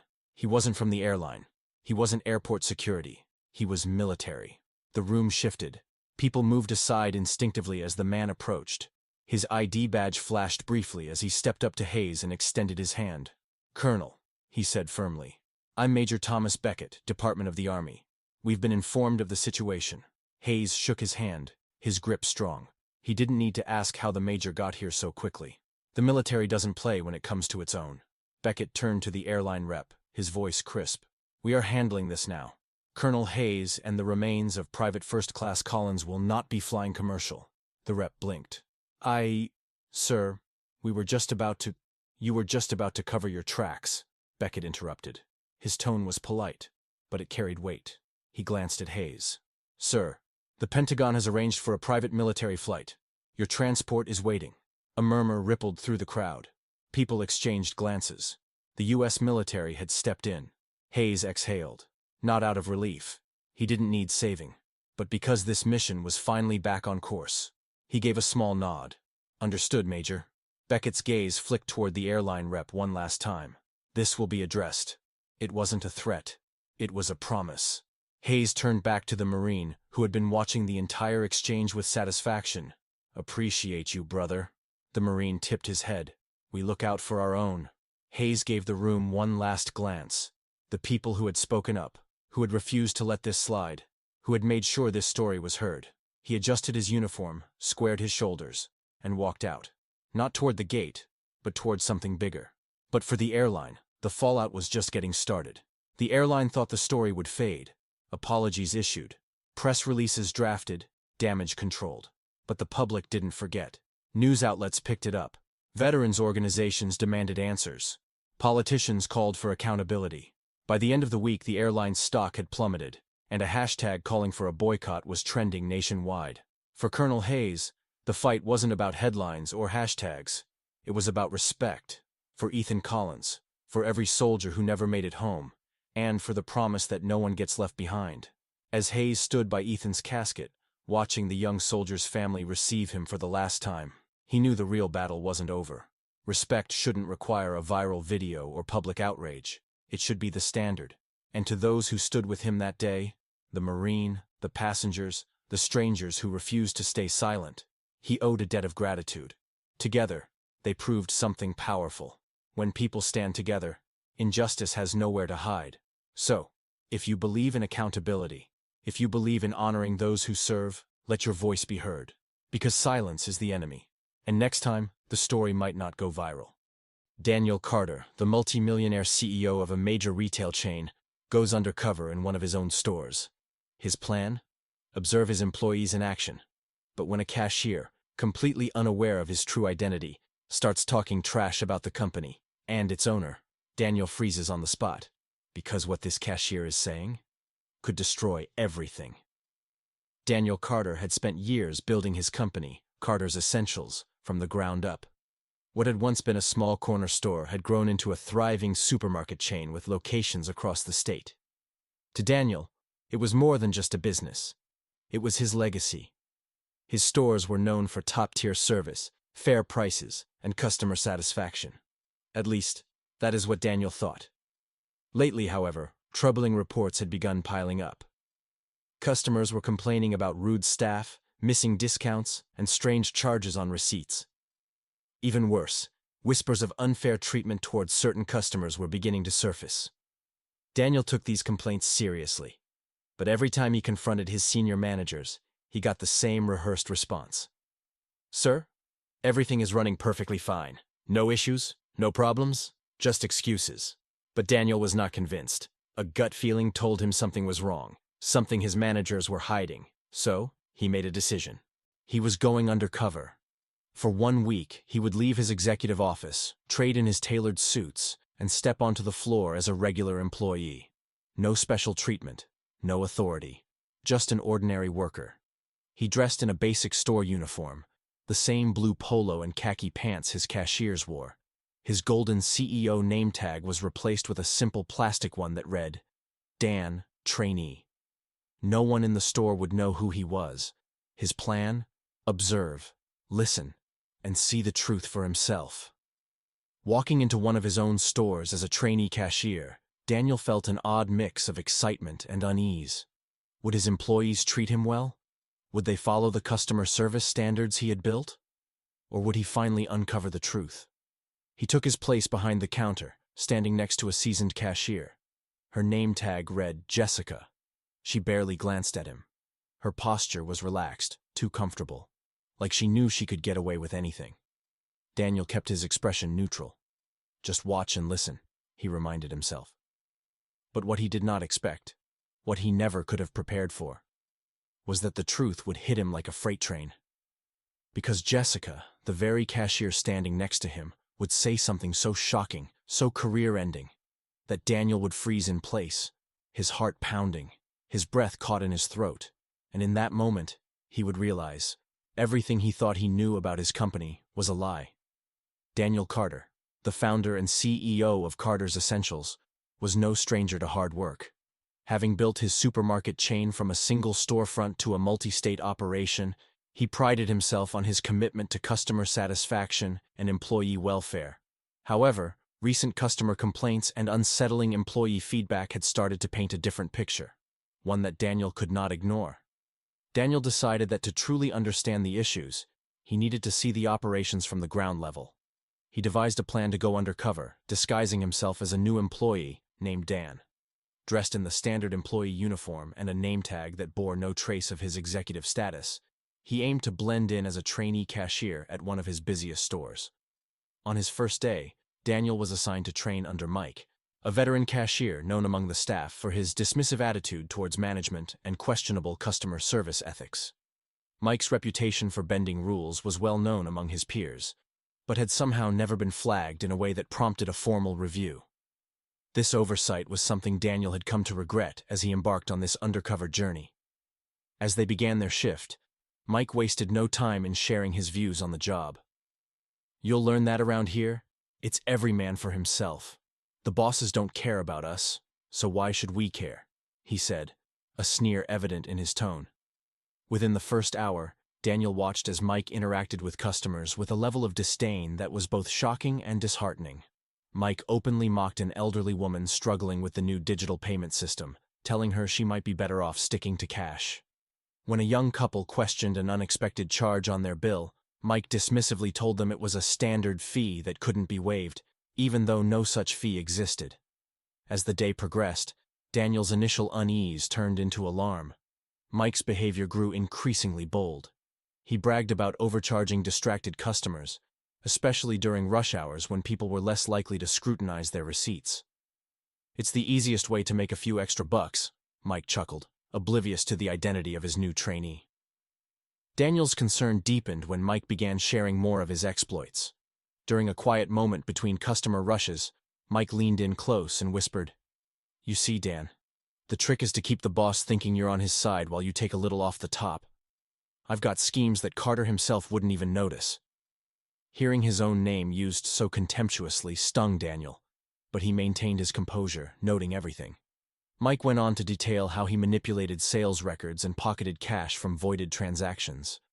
He even boasted about a network of similar-minded employees across several stores who engaged in these practices. The realization that this was not just an issue with one rogue employee, but a systemic problem left Daniel reeling. He knew that taking action against Mike would be just the first step in a much larger battle to reclaim the integrity of his business. Determined to gather undeniable evidence, Daniel began discreetly recording their conversations with his phone, careful to ensure it was hidden from view. As Mike continued to divulge his methods, Daniel's resolve hardened. This undercover experience was transforming from a fact-finding mission into a personal crusade to root out corruption and restore his company's values. After his shift ended, Daniel sat in his car, overwhelmed by the magnitude of betrayal. The drive home was a blur of mixed emotions: anger, sadness, and a fierce determination to set things right. That night, as he lay awake, the weight of the task ahead was both daunting and clarifying. The following days brought more revelations. Daniel, still undercover as Dan, was rotated through different departments and trained with various employees. While many were hard-working and honest, he uncovered several more who were complicit in practices similar to Mike's. Each day added layers to the web of deceit that had infiltrated his company. As his week of undercover work neared its end, Daniel compiled a comprehensive report based on his recordings, observations, and personal interactions. The evidence was damning and irrefutable. With a heavy heart, he prepared to step back into his role as CEO, this time with a mission to not only confront those responsible, but to overhaul the entire operational ethos of Carter's Essentials. The day Daniel revealed his true identity to the staff was one of mixed reactions. Shock and disbelief were followed by a palpable sense of accountability. Mike, along with several others implicated in the schemes, were immediately suspended pending a full investigation. In the weeks that followed, Daniel implemented sweeping changes. He introduced stricter oversight measures, established a new code of conduct, and launched a company-wide training program emphasizing ethical behavior and customer respect. Transparency became his mantra, and he held frequent open forums where employees could voice concerns and offer suggestions without fear of reprisal. The cleanup was neither quick nor easy, but it was effective. Over time, the culture within Carter's Essentials began to shift back towards the standards Daniel had set when he first founded the company. Customer complaints decreased, employee morale improved, and slowly, the reputation of Carter's Essentials was restored. Looking back, Daniel knew that going undercover was one of the toughest but most necessary actions he had ever taken. It not only exposed the problems within his company but also reaffirmed his commitment to his employees and customers. He had emerged from the experience a more aware and determined leader, ready to face any future challenges with a renewed spirit of vigilance and integrity. Daniel's stint as Dan the trainee was reaching a critical point. Each passing day brought more revelations, but nothing prepared him for what was to unfold during one particularly revealing shift with Mike. Daniel had been playing along, nodding and pretending to agree with Mike's questionable methods. His compliance seemed to put Mike at ease, and he began to open up even more about the depths of the corruption within the store. Mike leaned in, lowering his voice as if what he was about to reveal was even more secretive than his usual rants. "You know, it's not just us cashiers who have a side gig going," he said with a smirk. "The big boss of this place, the store manager, he's in on it too. Helps cover up the bigger stuff, like some of the inventory that goes missing." Mike chuckled, clearly proud of their deceit. The revelation hit Daniel like a punch to the gut. The store manager, someone he had personally promoted based on his seemingly impeccable track record and loyalty, was involved. It was a betrayal of everything Daniel stood for. But he needed to keep his cover, so he forced a smile and asked, "Really? How does that work?" Encouraged by Daniel's interest, Mike elaborated on their scheme, detailing how they manipulated inventory records and skimmed profits, sharing the spoils among themselves, ensuring everyone involved stayed quiet. "It's a sweet deal, as long as everyone keeps their mouth shut and does their part," Mike explained nonchalantly. As they were talking, a customer approached the register. Daniel watched as Mike greeted them with a disarming smile, the kind of smile that had likely fooled hundreds of customers before. The customer, unaware of what was about to happen, handed over several items, trusting Mike to handle the transaction honestly. Mike rang up the items, but with quick fingers, he added a phantom charge, an extra fee cleverly hidden amongst legitimate ones. The customer, distracted by their phone, didn't notice the total price was higher than it should have been. They swiped their card, thanked Mike, and left, completely unaware of being scammed. Inside, Daniel was seething. Witnessing the deception firsthand, the boldness of committing fraud right in front of him made his blood boil. However, outwardly, he maintained his composure. He knew that any slip-up could jeopardize his chance to bring the whole operation down. That evening, after his shift ended, Daniel sat alone in his car, the weight of the day's discoveries pressing down on him. The extent of the corruption was more widespread and rooted than he had imagined. It wasn't just a few bad apples. It was an organized group, led by those he had trusted most. The drive home was a blur. His mind raced with the implications of Mike's revelations and the deceit he had just witnessed. By the time he reached his driveway, Daniel had made a decision. This charade would end, and decisive action would be taken. He could no longer afford to watch from the shadows. The next morning, Daniel didn't put on the trainee uniform. Instead, he dressed in his suit, the one he wore when he felt the need to remind the world of who he was. Daniel Carter, CEO of Carter's Essentials. He drove to the store, his heart pounding with a mixture of anger and determination. As he walked through the sliding doors of the supermarket, the familiar beep of the scanners and the bustle of the morning shoppers filled the air. But today, he was not here to observe. He was here to act. Daniel headed straight for the manager's office. The store manager, upon seeing Daniel, initially mistook his appearance for a routine visit. However, the stern look on Daniel's face and the absence of prior notification dispelled that notion quickly. Without waiting for an invitation, Daniel stepped into the office, closing the door behind him with a definitive thud. He turned to face the manager, his expression unreadable. "I know about the theft, the scams, and your part in all of it," Daniel began, his voice steady, but filled with an intensity that made the manager blanch. The conversation that followed was tense. Daniel outlined everything he had learned, from Mike's admissions to the evidence he had gathered. The manager tried to deny the accusations at first, but soon realized the futility of lying. Faced with the threat of legal action and public disgrace, he confessed, providing details that only deepened the extent of the corruption. Daniel listened, his disappointment turning to resolve. Once he had everything he needed, he thanked the manager for his cooperation and informed him of his immediate suspension. Security was called to escort the manager out of the building, a clear sign to everyone that the reign of corruption had ended. With the manager gone, Daniel addressed the entire staff. He revealed his true identity and the purpose of his undercover mission. The shock among the employees was palpable, a mix of disbelief and awe. Daniel spoke about the core values of Carter's Essentials, the importance of integrity and honesty, and his commitment to restoring the company to its rightful course. The news of the crackdown spread quickly. Other employees involved in the scam were identified and dealt with.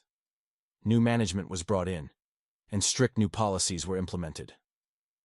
Daniel's decisive actions sent a clear message throughout the company. Unethical behavior would not be tolerated.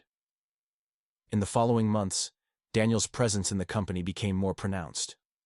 He initiated training programs focused on ethics and customer service, installed a more transparent system for monitoring transactions, and opened lines of communication for employees to report unethical behavior without fear of retaliation.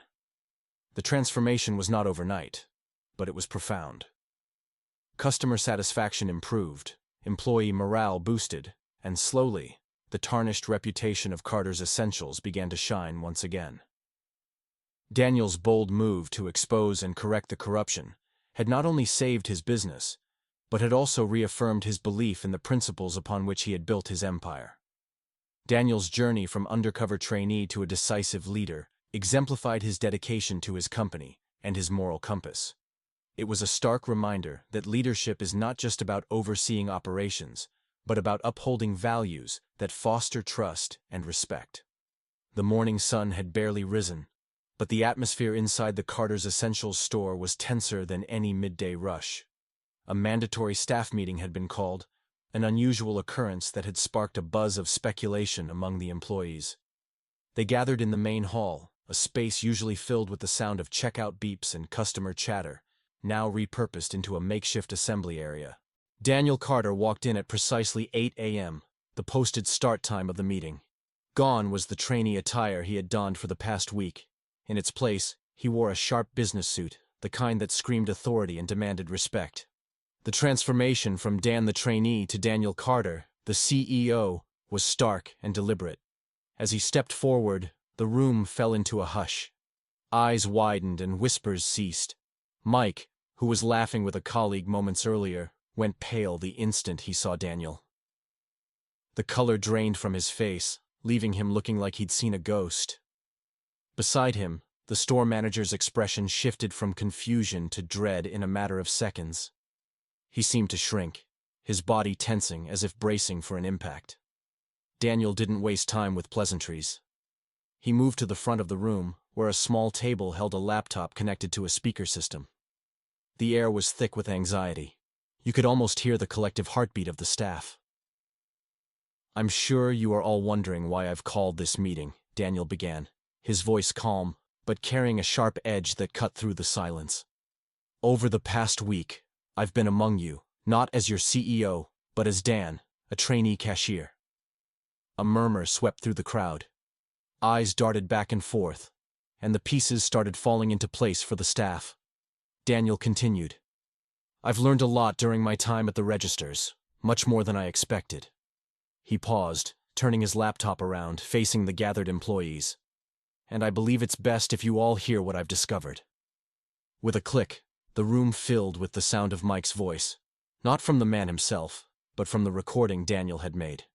The audio was clear, each word distinctly capturing Mike's boasting about overcharging customers and manipulating sales. You could hear the pride in his voice as he detailed his exploits. As the recording played, the expressions around the room shifted from shock to anger to disappointment. Mike stood frozen. His earlier bravado evaporated as his own words condemned him. When the recording ended, a heavy silence enveloped the room. Daniel fixed his gaze on Mike, who seemed to shrink under the scrutiny. "Do you have anything to say?" Daniel asked, his tone even but firm. Mike opened his mouth, then closed it, his eyes darting around as if looking for an escape. Finally, he stammered, That's not... It's out of context." "Out of context?" Daniel's voice was incredulous. He turned to the store manager. "And you were supposed to oversee the operations. You were trusted to manage this store according to our values. Did you know about this?" The manager, his face ashen, swallowed hard. He glanced at Mike, then back at Daniel, and nodded slowly. "Yes, I was aware, but it just got out of hand before I could—" "Out of hand?" Daniel's voice rose slightly, echoing off the walls. "It didn't get out of hand. It was never in hand to begin with." The room was utterly silent, the staff motionless as they absorbed the gravity of their manager's betrayal. Daniel took a moment to let his words sink in, then addressed the room at large. "This ends today. The unethical practices, the deception, the greed, it stops now. We are going to clean house, starting with immediate suspensions for those involved." He looked around, his gaze lingering on the faces of his employees, the honest ones who had come to work every day believing in the integrity of their roles. "I founded Carter's Essentials to be a place of trust, where customers could shop knowing they were treated fairly, and employees could work proud of what they represent. We will restore that trust, no matter what it takes." The meeting concluded with Daniel promising a thorough investigation and restructuring of store management. As the staff filed out, the mood was somber but reflective. They had seen the worst of what their workplace could be, but also glimpsed the promise of what it was supposed to be under Daniel's renewed leadership. For Daniel, walking out of the hall didn't just mark the end of the meeting, it signified the beginning of a crucial rebuilding phase, one that would redefine the future of Carter's Essentials. The fallout from the dramatic revelation was swift and decisive. Within hours of the meeting, Mike was terminated, his dismissal serving as a clear signal of Daniel's commitment to integrity. The store manager, whose involvement had been confirmed by his own admission, was also let go. The message was unmistakable. Unethical behavior would no longer be tolerated under any circumstances at Carter's Essentials. As the dust began to settle, Daniel took immediate steps to stabilize the store's atmosphere and restore confidence among the team members, who had remained honest and unsuspecting of their supervisor's misconduct. He gathered the employees in the break room, a smaller, more intimate setting than the main hall used for the disclosure. "Listen, I know this has been a shock for all of you," Daniel began, his tone more reassuring than it had been during the confrontation. "I want to make it clear that those of you who have been doing your jobs honestly have nothing to worry about. Your positions here are safe. What happened today is not a reflection on you, but rather on the few who chose to deceive." He paused, looking around the room at the faces of his staff, some still stunned, others nodding appreciatively. "From now on, this store will be monitored more closely, not to police you, but to protect you and our customers. We're going to make sure that this never happens again." The next steps involved reaching out to the community and the customers who had been wronged. Daniel authorized a customer service initiative that included contacting every customer who had transactions flagged as suspicious during the audit of Mike's register activity.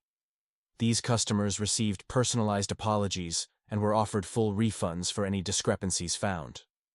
The response was overwhelmingly positive, with many customers expressing their appreciation for the company's transparency and commitment to making things right. Moreover, Daniel announced a company-wide audit across all store locations. This was not just a reactionary measure but a proactive strategy to ensure that the problems identified in one store were not systemic throughout the company. The audit would be thorough, conducted by an external firm with no ties to the company, to ensure impartiality and accuracy. The results of the audits led to further changes within Carter's Essentials.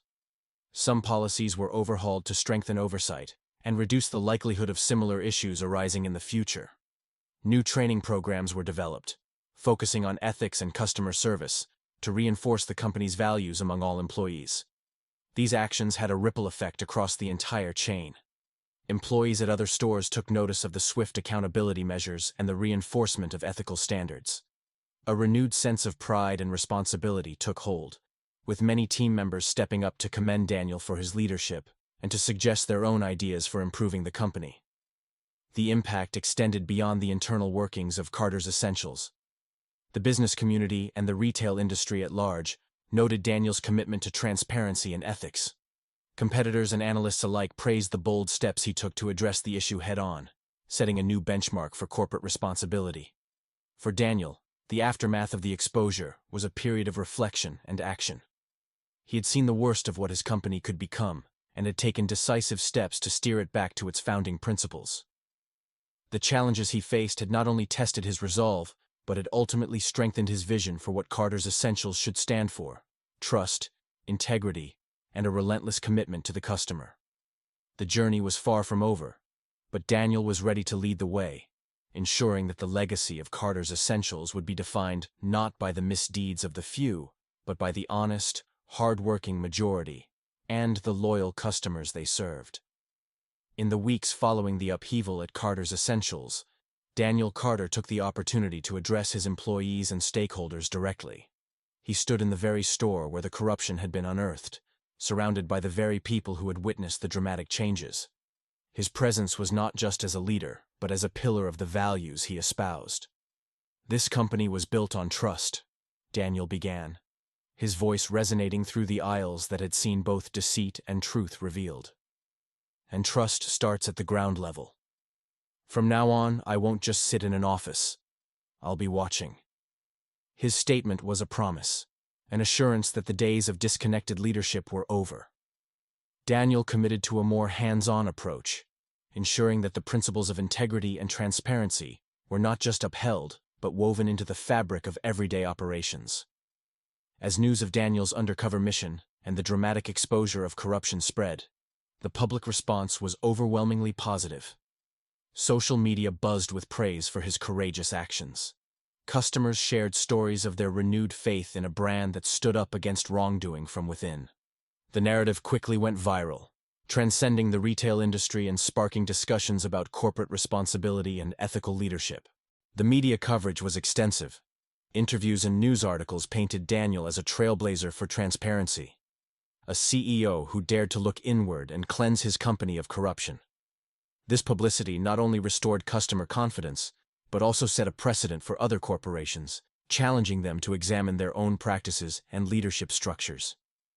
The lesson from these events was clear and resonated far beyond the walls of Carter's Essentials. The truth always comes out, and when it does, it changes everything. This principle became the cornerstone of Daniel's new mission, to ensure that his company would never again stray from the path of integrity. He implemented regular audits, not just as a form of oversight, but as a standard practice to maintain and reinforce trust. Training programs were revamped to focus not only on skills, but also on ethical decision-making, fostering a culture where honesty was not just expected, but celebrated. Daniel also initiated a series of open forums, both in person and online, where employees at all levels could voice concerns, suggest improvements, and discuss the values that should guide their work. These forums proved to be invaluable, strengthening the bonds between management and staff, and providing insights that led to real and positive changes throughout the company. Months later, as Daniel walked through one of his stores, he could feel the shift in atmosphere. There was a sense of pride among the employees, a shared commitment to the company's renewed ethos. Customers, too, noticed the change, often expressing their appreciation for the company's honest approach and the visible efforts to improve. Reflecting on the tumultuous events, Daniel knew that the path he had chosen was not the easiest, but it was right. The crisis had been a harsh but necessary catalyst for change, forcing Carter's Essentials to evolve into a better, stronger version of itself. In a world where the lines between right and wrong can often seem blurred, the events at Carter's Essentials served as a reminder of the enduring power of truth and the transformative impact of confronting reality, no matter how difficult. For Daniel, and for everyone at his company, it was a profound lesson in the importance of living the values they professed, a lesson that would guide them well into the future. Atlanta buzzes with Monday morning chaos, coffee, honking horns, frustrated commuters, just another routine day. Jasmine Carter steps out of her sleek black sedan, heels clicking against the pavement. A woman on a mission, exuding confidence. She's 5 steps from the courthouse entrance when, "Hey, hands up!" She turns, 2 white officers, hands hovering over their holsters. Sergeant Rick Daly and Officer Connor Brooks. Different faces, same playbook. Daly steps forward, chest puffed, voice sharp. "Ma'am, put the bag down and step back." Jasmine tilts her head, a flicker of amusement in her eyes. "Excuse me?" Brooks scans her up and down like she's a walking crime. "You match the description of a suspect in fraudulent government activity." Jasmine lets the words hang. Then, a slow, humorless laugh. "Black woman. Nice suit, carrying important-looking papers. Yeah, real dangerous." Daly doesn't blink. "Just cooperate, ma'am." Jasmine sighs. "I work here. They don't care." Handcuffs click. Jasmine doesn't resist, because she's not playing their game. She's about to flip the whole board. The holding cell smelled like sweat, cheap bleach, and bad decisions. The walls were dull gray, chipped in places where time and neglect had worn them down. The metal bench beneath Jasmine Carter was cold and uncomfortable, but she sat with perfect posture, hands folded neatly in her lap. She wasn't panicked, she wasn't afraid, she was listening. Right outside the cell, Sergeant Rick Daly and Officer Connor Brooks stood near the duty desk, whispering in hushed tones. They weren't being careful. They thought she was just another suspect with nowhere to go, nothing to fight back with. "She had the documents on her," Brooks muttered. "If we spin this right, we can make it stick." Daly exhaled sharply, sounding irritated but calculating. "Forgery and impersonating a federal officer. No jury's going to second-guess that. Just say she tried to pass off those clearance files as real." Jasmine's fingers tightened slightly on her knee. "Oh. So that was their play. They weren't just trying to arrest her. They were trying to destroy her." She closed her eyes for a brief moment, letting their words sink in, not because she was scared, but because she was exhausted. Exhausted of the same script, the same recycled lies. She had studied men like Daly. She had exposed them, dismantled them. But this time, she was their target. "She's a nobody," Daly scoffed. "The judge will believe us. They always do." Jasmine let out a slow breath, measured and calm. A nobody? She could almost laugh. Daly and Brooks didn't realize they had just stepped into the biggest mistake of their lives. She wasn't some rookie who would break down at the first sign of injustice. She wasn't just another black woman railroaded by a system designed to chew her up and spit her out. She was so much more than that. She leaned back slightly against the cold wall, listening as the officers continued digging their own graves. Every word they muttered, every smug assumption, was another nail in their coffin. They were doing her job for her. Then, the front doors of the precinct slammed open. The sound echoed like a gunshot. A heavy silence fell over the station as footsteps approached. Steady, controlled, powerful. Jasmine tilted her head just slightly, eyes flicking toward the door of the holding area. She already knew who it was. "Where is she?" A deep, commanding voice cut through the air like a blade. The officers at the front desk hesitated. One of them gulped audibly. Sergeant Daly's spine stiffened as Marcus Bell stepped into the room. Jasmine smirked, just the slightest hint of amusement playing at the corner of her lips. Showtime. The door to the holding area slammed open like a thunderclap, making everyone in the precinct jump. Conversations died instantly. The air thickened with something unspoken. Even the officers at the front desk sat up straighter, eyes darting toward the entrance like they already knew. This was about to be a problem. Enter Marcus Bell. Tall, broad-shouldered, and radiating authority. He wasn't just wearing a suit, he owned it. Charcoal gray, tailored to perfection, crisp white shirt underneath.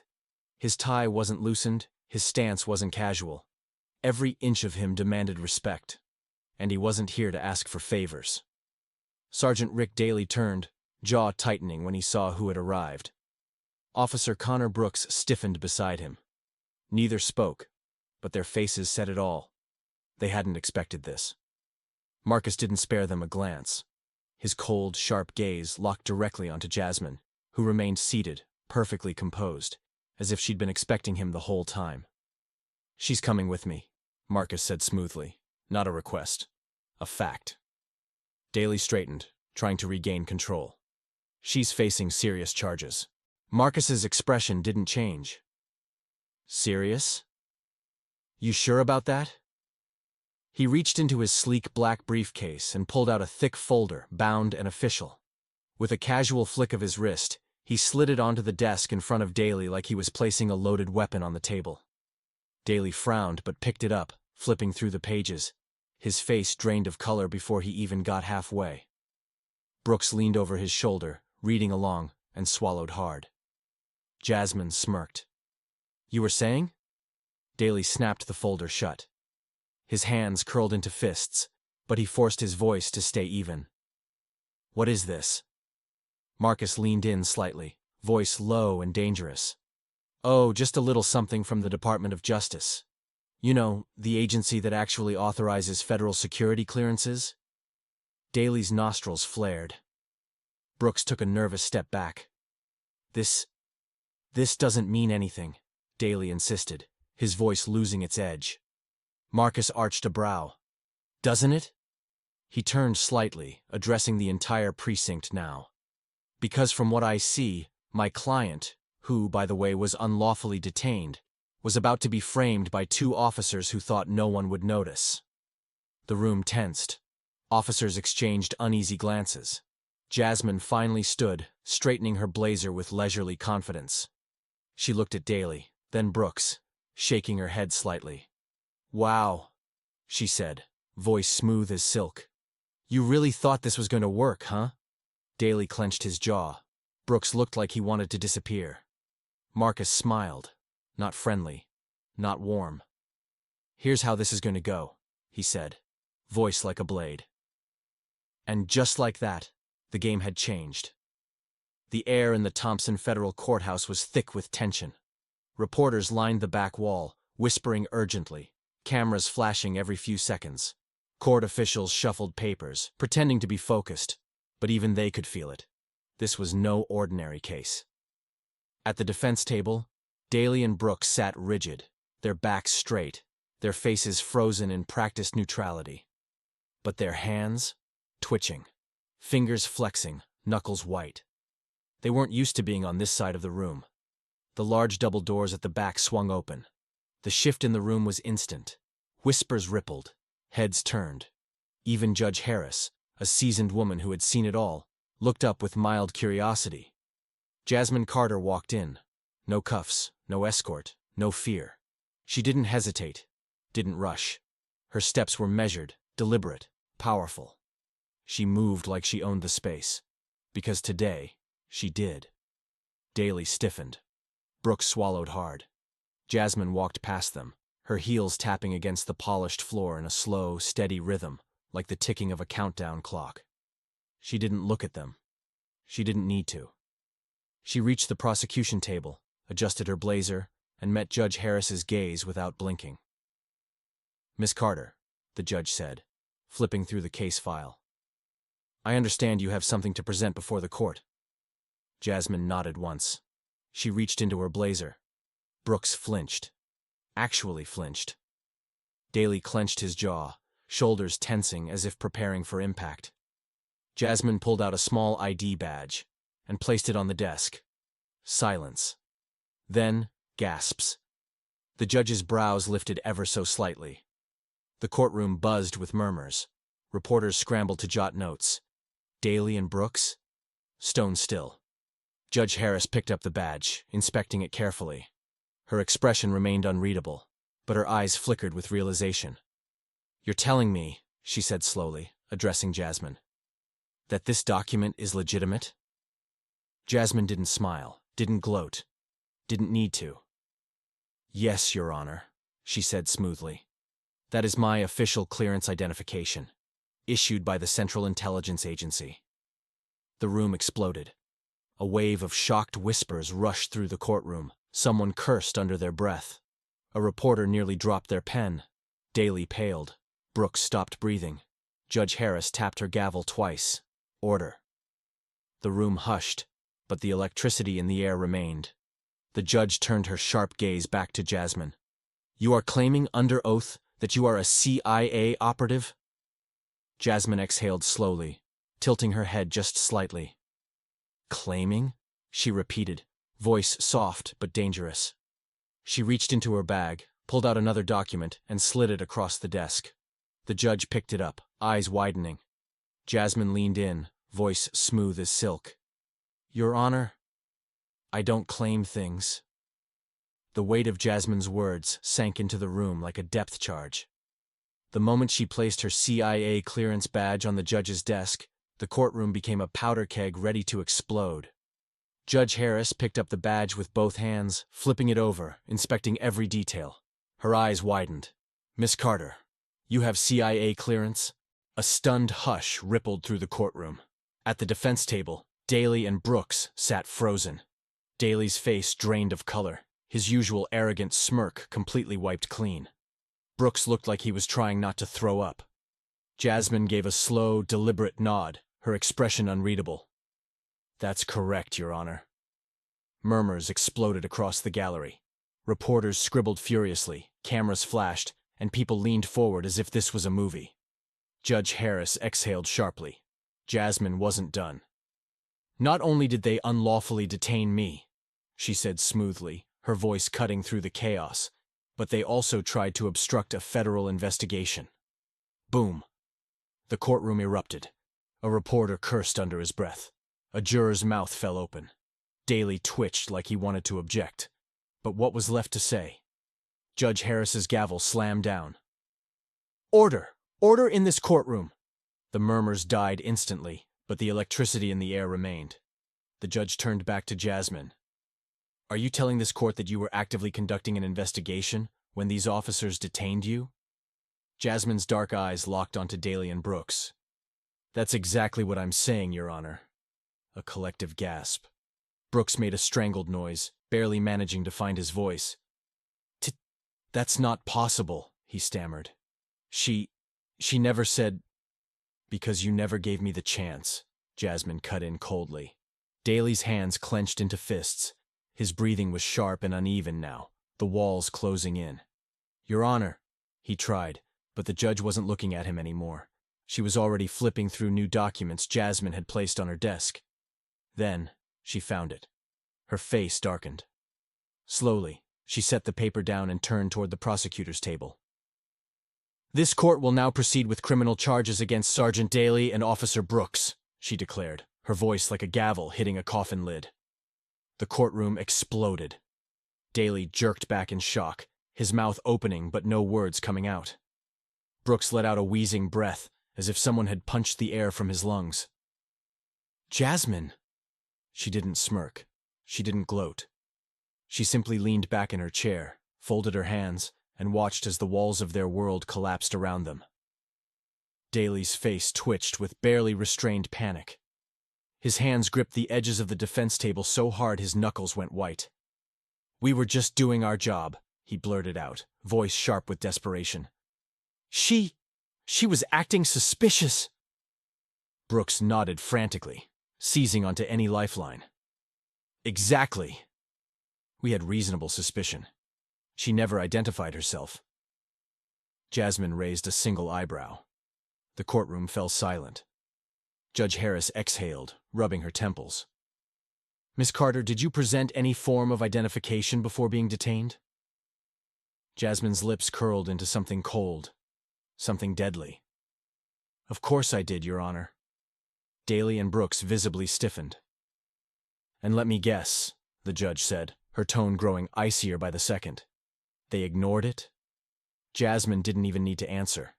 The entire courtroom already knew. The prosecutor, who had been sitting quietly up until now, stood suddenly. His face was hard, his eyes unreadable. But there was something in his stance that spelled doom for the two officers. "Your Honor," he said, "given the new evidence, the state moves to press full criminal charges against Sergeant Daly and Officer Brooks for obstruction of justice, falsifying police reports, and unlawful detainment." Daly's entire body locked up. Brooks shook his head wildly, eyes darting around the room. Wait, this is insane.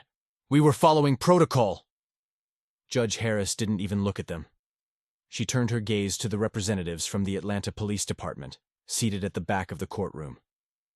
"Do you wish to make a statement regarding your officers?" she asked. The APD chief, a sharp-eyed man in a navy suit, stood. He cleared his throat, and with one sentence, Daly and Brooks were erased. "The department has no affiliation with their actions. We will not be protecting them from the consequences of their choices." The final nail in the coffin. Brooks collapsed into his chair. His breathing came out in sharp, short bursts. Daly, he just stared forward. Silent.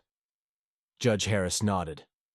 "Then it is the order of this court that Sergeant Rick Daly and Officer Connor Brooks are immediately stripped of their badges and placed under investigation." A stunned silence. Then, gasps. A bailiff stepped forward. "Sergeant Daly, Officer Brooks, please rise." Brooks visibly shook as he obeyed. "Daly?" He didn't move at first. But then, as if finally understanding that his reign was over, he stood stiffly, jaw tight. The badges were ripped from their uniforms, live, in front of the entire courtroom. Reporters furiously typed, cameras flashed, and Jasmine Carter? She just watched. No satisfaction, no gloating. Just quiet. Final justice. The moment Judge Harris slammed her gavel, the world outside had already changed. Within minutes, news headlines exploded across every major network. CIA agent destroys corrupt cops in court. You won't believe how. They framed her. Then she showed her badge. Officers Daly and Brooks exposed, arrested in real time. The courtroom footage. Jasmine's calm, calculated reveal. The instant shift in power. The sheer panic on Daly and Brooks' faces spread like wildfire. Clips flooded Twitter, Instagram, Facebook, TikTok. Millions watched, millions shared. By the end of the day, number Jasmine Carter was trending worldwide. Meanwhile, Daly and Brooks? They were done. Their mugshots were all over the news, their careers obliterated overnight. A video loop of Brooks flinching as Jasmine pulled out her badge became an internet meme. FBI open up. Oh wait, it's me now. Jasmine Carter just turned Daly and Brooks into a case study. Imagine trying to frame a CIA agent. Dumbest criminals of the year. Daly's attempt to defend himself? A disaster. A leaked prison interview showed his utter disbelief. "We didn't know who she was," the internet laughed. "Yeah, that's kind of the point, buddy. She let you bury yourselves first, then flipped the whole game." Jasmine Carter gave them the silence treatment until it was too late. The Atlanta Police Department had no choice. A press conference was called within 24 hours. Their chief stepped up to the podium, flanked by senior officers. Cameras flashed, microphones angled forward. The nation watched. A reporter fired the first question. "Do you stand by Sergeant Daly and Officer Brooks?" The chief exhaled, then delivered the final blow. "The Atlanta Police Department does not condone the actions of these officers. Effective immediately, they have been terminated and are under federal investigation." Boom. The final nail in the coffin. Jasmine, meanwhile, kept her silence. She refused to do any interviews. She let the story speak for itself. But when a respected journalist from 60 Minutes reached out, she made an exception. One interview. It aired that Sunday night. The reporter leaned forward. "Miss Carter, what do you want people to take away from this?" Jasmine took a steady breath, her eyes sharp, unwavering. "This isn't about me. It's about accountability." The reporter nodded. "And what do you say to those who believe this is just one case in a much larger issue?" Jasmine's answer? Unshakable. "Then let's make it bigger." The interview ended there. But the impact? It was just getting started. By the next morning, civil rights groups, activists, and legal organizations called for a full investigation into APD practices. Jasmine Carter wasn't just a name anymore. She was a movement. And Daly and Brooks. They weren't just ex-cops. They were a warning. Play stupid games. Win life-changing consequences. And as Jasmine watched the chaos unfold from the comfort of her sleek black sedan, she simply smirked. Checkmate.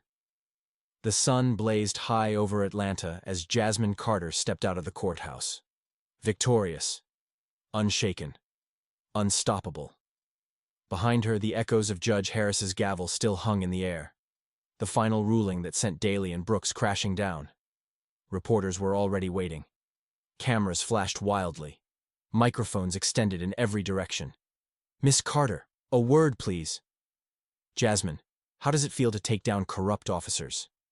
What's next for you?" She paused, adjusting the strap of her leather briefcase, her sharp gaze sweeping the chaos. For a moment, she let them wonder. Then, a small smirk played at her lips. "Fixing the system." The reporters erupted into more questions, their voices blending into a blur. Jasmine? She was already done talking. She turned without another word, stepping off the courthouse stairs. She didn't have time for cameras, not when there were so many more battles ahead.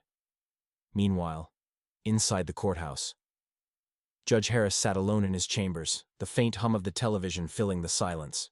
The screen flickered with Jasmine's image, confident, untouchable. The reporters' voices echoed. "Fixing the system." Judge Harris exhaled, rubbing his temples. This woman. She wasn't just some attorney. She wasn't just a victim. She was something bigger. A force. A reckoning. A name that would haunt the corrupt for years to come. He had underestimated her. So had the cops. So had the entire system that thought it could bury her. And now, she was the one holding the shovel. Across town, Jasmine entered a sleek, glass-walled building. Inside, a team of legal experts, journalists, and former whistleblowers waited. A woman stepped forward. "We've been waiting for you." Jasmine nodded, setting her briefcase down on the table. "Then let's get started." She wasn't done, not even close. Because for every Daly and Brooks taken down, there were dozens more still out there. Judges, cops, CEOs, senators. The entire corrupt machine. And if they thought Jasmine Carter was going to let it slide, they had no idea what was coming. That night, as she sat alone in her office reviewing the next case, her phone buzzed. A private number. She picked up, a deep voice on the other end. "You made a lot of enemies today, Carter." Jasmine smirked, leaning back in her chair. "Good." She ended the call. And just like that, her next mission began. Jason Miller, a successful owner of a luxury bike shop, goes undercover as a regular customer to see how his employees treat people. But as he stands near the register, two men laughing nearby say something that makes him freeze. Because what they just revealed could shut down his entire business. Jason Miller had always prided himself on the reputation of his business, Miller's Elite Cycles. From its humble beginnings, he had built the shop into a haven for cycling enthusiasts, offering high-end bicycles and a customer service experience that matched the luxury of the products.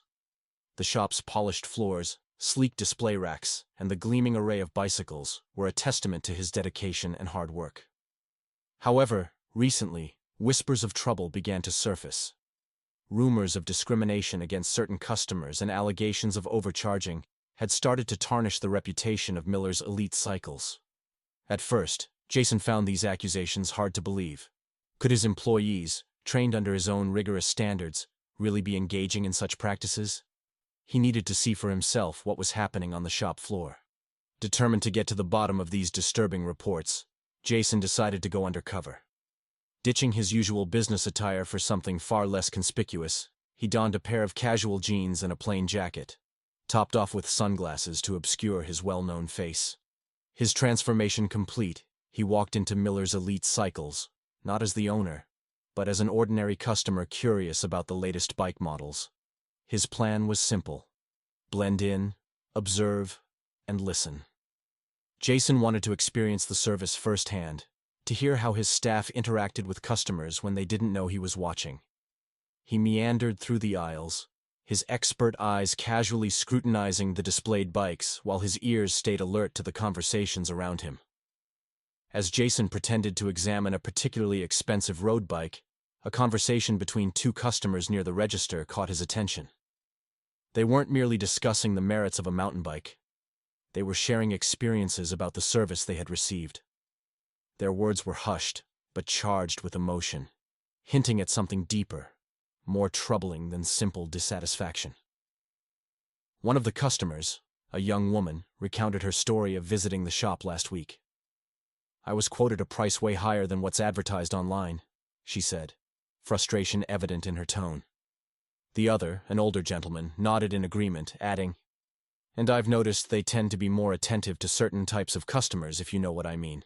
Their conversation unfolded, revealing personal accounts of subtle biases and financial discrepancies that they had brushed off at the time, but now recognized as patterns. Jason felt a chill run down his spine.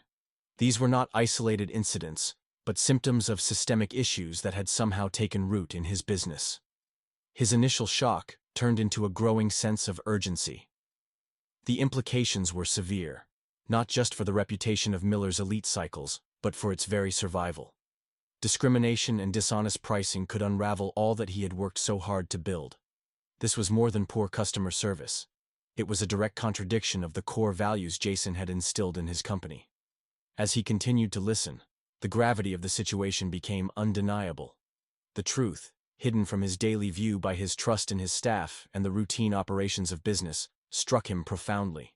It was clear that urgent changes were necessary.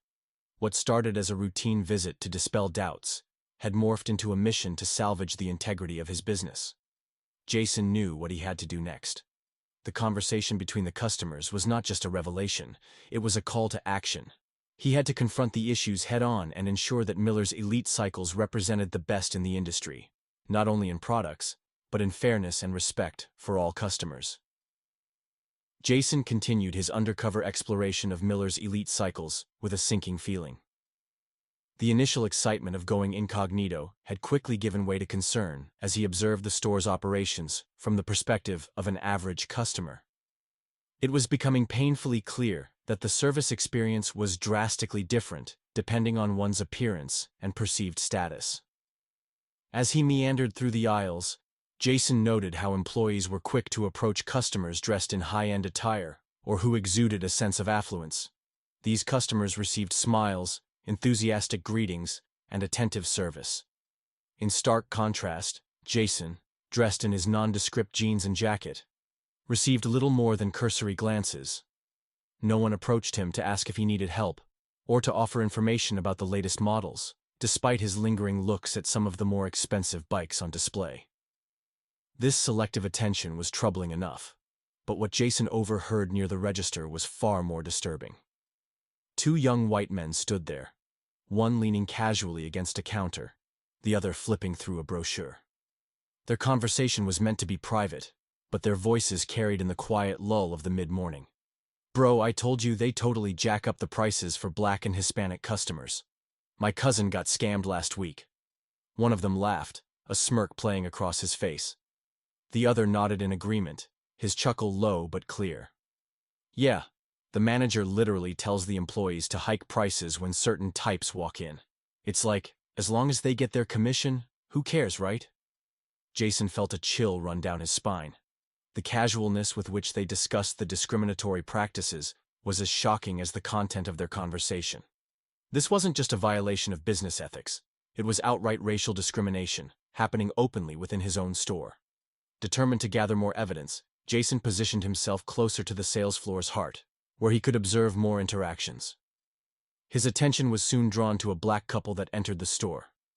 They were well-dressed and seemed interested in some of the newer road bike models. However, as they approached the counter to ask for assistance, the demeanor of the employee on duty shifted noticeably. The employee, who had been all smiles with the previous white customers, adopted a markedly less enthusiastic tone. His responses were terse, and his body language closed off. When the couple asked about pricing, the numbers he quoted were noticeably higher than what Jason knew to be the standard. Witnessing this firsthand, Jason's initial disbelief turned into anger. The reality of what was occurring under his leadership, because of his absence of vigilant leadership, was hard to stomach. He could see now how the seed of unethical behavior had sprouted and been allowed to grow unchecked. Compelled to take immediate action but needing a more comprehensive understanding, Jason decided to confront the manager directly. As he approached the manager's office, he could hear a voice inside, likely on a call. He knocked sharply, and a surprised manager quickly wrapped up his conversation. "Can I help you?" the manager asked, his tone polite but reserved, not recognizing Jason. Jason decided to reveal his identity. "I think it's time we talked about how this store is being run," he said, removing his sunglasses and fixing the manager with a steady gaze. The manager's eyes widened in recognition and then quickly filled with apprehension. Jason stepped into the office, closing the door behind him to ensure privacy for what would be a challenging confrontation. "Tell me about the pricing strategies you've implemented," Jason began, his voice calm but firm. The manager faltered, initially trying to maintain that all was well and that pricing was consistent across all customer interactions. Jason cut him off. "I've been on the sales floor today. I've seen and heard enough. I know about the discriminatory pricing. I want to understand why you thought this was acceptable." Cornered, the manager confessed. The pressure to increase profits had led him to adopt these unethical practices. He believed targeting certain demographics would minimize complaints and maximize revenue, especially from those he thought less likely to scrutinize or afford the bikes. Appalled by the justification, Jason made it clear that this behavior was not only morally reprehensible, but also legally actionable. He explained that there would be severe consequences, not just for those directly involved, but for the entire management structure that had allowed such practices to flourish. As Jason left the manager's office, he knew that sweeping changes were necessary. It wasn't just a matter of firing a few individuals. The entire company culture needed an overhaul. The trust he had placed in his team had been broken, and it was his responsibility to fix it. He spent the rest of the day taking notes, talking to other staff members, and observing more customer interactions. Each conversation and observation added to his understanding of the depth of the problem and reinforced his resolve to initiate comprehensive reforms. Jason knew the road ahead would be difficult. Restoring Miller's elite cycles to a place of integrity would require more than just policy changes. It would require a recommitment to the foundational values of the business and a re-education of all employees about what those values mean in practice. As he prepared to leave the store at the end of that long day, Jason felt a mix of emotions. The betrayal stung deeply, yet he was also energized by the challenge of steering his company back to its rightful course. This experience had been a harsh lesson, but it was one that would ultimately define the future of Miller's Elite Cycles. Jason paced discreetly around Miller's Elite Cycles, his smartphone in his pocket recording every interaction, every word. His focus sharpened as he observed the cashier, an employee who had been with the store for only a few months, but had quickly adapted to the store's unspoken rules of discrimination. From a distance, Jason watched a black couple approach the register, interested in purchasing a high-end road bike that had also caught the eye of two white men earlier that day. The couple examined the bike, discussing its features and specs with enthusiasm. They seemed ready to make a purchase, a decision that should have been a routine celebration of their passion for cycling. As they approached the cashier to finalize the sale, Jason moved closer, pretending to browse items near the register but listening intently. The cashier rang up the bike, and the price he announced made Jason's heart sink. It was $500 more than what had been quoted to the white customers for the exact same model under the same terms. With his evidence in hand, Jason saw his opportunity to unravel the deceit. He walked up to the counter, feigning confusion. "Hey, I was looking at that bike too. What's the price again?" he asked innocently, nodding towards the bike the couple had chosen. The employee glanced at Jason briefly, assuming he was just another customer, and without a second thought, quoted the original, lower price. Jason turned to the black couple who had paused their transaction, sensing something amiss. "What price were you given?" he asked them directly, his tone serious but friendly. The room fell silent as the couple exchanged a look of confusion and concern before stating the higher price they were about to pay. The disparity in pricing hung in the air, palpable and undeniable. Jason's next move was calculated. He removed his sunglasses slowly, locking eyes with the cashier whose demeanor changed from casual indifference to sudden fear. The cashier's face drained of color as he realized the man he had just underquoted was not just another customer, but the owner of Miller's Elite Cycles. At that moment, the store manager, noticing the unusual gathering at the register and the cashier's pale demeanor, walked over to investigate. His confusion turned to shock as he recognized Jason, not in his usual business attire, but in the guise of an ordinary shopper. Jason didn't miss a beat. "Seems there's been a mistake," he said loudly enough for other customers and employees to hear, his voice steady but edged with a controlled anger. "Could you explain why there's a $500 difference in pricing for the same bike given to different customers?" The manager stuttered, his earlier authority dissolving under Jason's gaze. He fumbled for words, trying to muster an explanation or perhaps an excuse, but none came that could justify the situation. Jason turned to address the gathered crowd, his presence commanding the room. "This is not what Miller's Elite Cycles stands for," he declared, his disappointment evident. "This store, this brand, was built on fairness, quality, and respect for all our customers. What I've witnessed today is a violation of our core values," he continued. "Effective immediately, we will be reviewing all sales transactions from the past 6 months. We will identify any discrepancies, correct them, and ensure full refunds are issued where overcharging has occurred." The manager tried to apologize, to make amends, but Jason held up his hand to stop him. "We will also undergo a full staff retraining, starting with management. And let me be clear," he paused, ensuring he had everyone's attention. "Any employee found complicit in discriminatory practices or price manipulation will be terminated." As the reality of Jason's words sank in, the employees realized the gravity of the situation. This was not merely a rebuke. It was a call to action, and a warning that the culture of discrimination and dishonesty was coming to an end. The black couple was immediately apologized to, not just by the cashier, but personally by Jason, who ensured they received not only the correct price, but also an additional discount for their trouble. His gesture was met with gratitude, and the couple left the store reassured of their value as customers. As the day drew to a close, Jason remained in the store, helping to reassure customers and staff alike that the changes he promised were not just immediate fixes, but the beginning of a thorough transformation. His undercover visit, intended initially as a fact-finding mission, had turned into a pivotal moment for Miller's Elite Cycles. Jason knew that the road ahead would be challenging. Restoring trust would take time and consistent effort. However, he was committed to leading by example. to being a visible presence in the store, ensuring that the principles upon which he built his business were not just upheld, but celebrated. As he finally stepped out of the store that evening, the weight of the day's events felt heavy but hopeful. Change would come, not just through policies but through renewed commitment to integrity and respect. Jason felt a renewed sense of purpose, ready to face whatever challenges lay ahead in restoring his business to its rightful standing. In the days following the unsettling revelations at Miller's Elite Cycles, Jason Miller took decisive action to rectify the wrongs uncovered during his undercover visit. Understanding the gravity of the situation and its potential implications across his entire chain, he initiated a company-wide investigation into all store locations. This was not just a reactive measure. It was a proactive stance to ensure that the discriminatory practices observed were not widespread throughout his business. As the investigation unfolded, Jason's commitment to transparency and justice did not go unnoticed.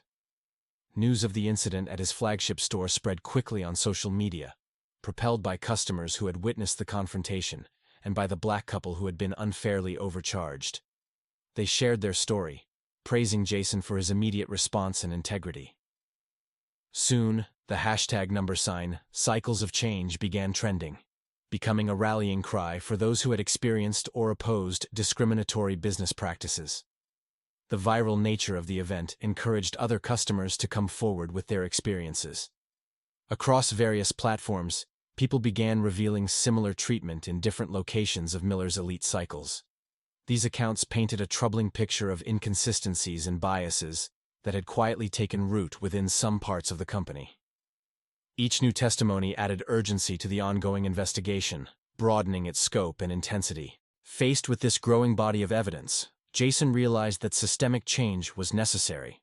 It was not enough to address the symptoms of the problem. He needed to tackle its foundation. To this end, he made the difficult decision to overhaul the leadership in several key locations. This was a bold move, signaling his refusal to allow the company's values to be compromised under his watch. Jason personally took part in hiring new management, ensuring that the individuals brought into leadership roles shared his vision for fairness, equality, and exceptional customer service. He looked for candidates who not only had impeccable credentials, but who also demonstrated a genuine commitment to ethical practices and inclusivity. Each new hire was a testament to Jason's dedication to turning a new page for Miller's Elite Cycles. In addition to restructuring the leadership, Jason implemented new training programs for all employees, from cashiers to managers. These programs were designed not just to educate staff on the technical aspects of their roles, but also to foster an understanding of cultural competency and the importance of treating all customers with respect and dignity. The training also included sessions on recognizing unconscious biases and preventing discriminatory practices. The results of these changes began to manifest over the following months. Customers reported a noticeable improvement in their in-store experiences, and employee morale improved as the new policies took root. The commitment to equality and customer satisfaction started to rebuild the trust that had been eroded. Moreover, Jason set up a new customer feedback system, allowing patrons to report their experiences directly to corporate management. This system was part of a broader effort to maintain ongoing dialogue with customers and to ensure that the company remained accountable. The aftermath of the incident thus became a transformative period for Miller's Elite Cycles. Jason's actions not only addressed the immediate issues, but also set a new course for the future of the company. His leadership in the wake of crisis demonstrated a rare blend of humility and resolve, earning him not just restored faith from his customers, but also newfound respect within the industry. As the year drew to a close, Jason reflected on the events that had reshaped his business. He knew that the path ahead would still hold challenges, but he remained committed to leading with integrity. Miller's Elite Cycles had emerged from this crisis not weakened, but stronger and more united in its mission than ever before.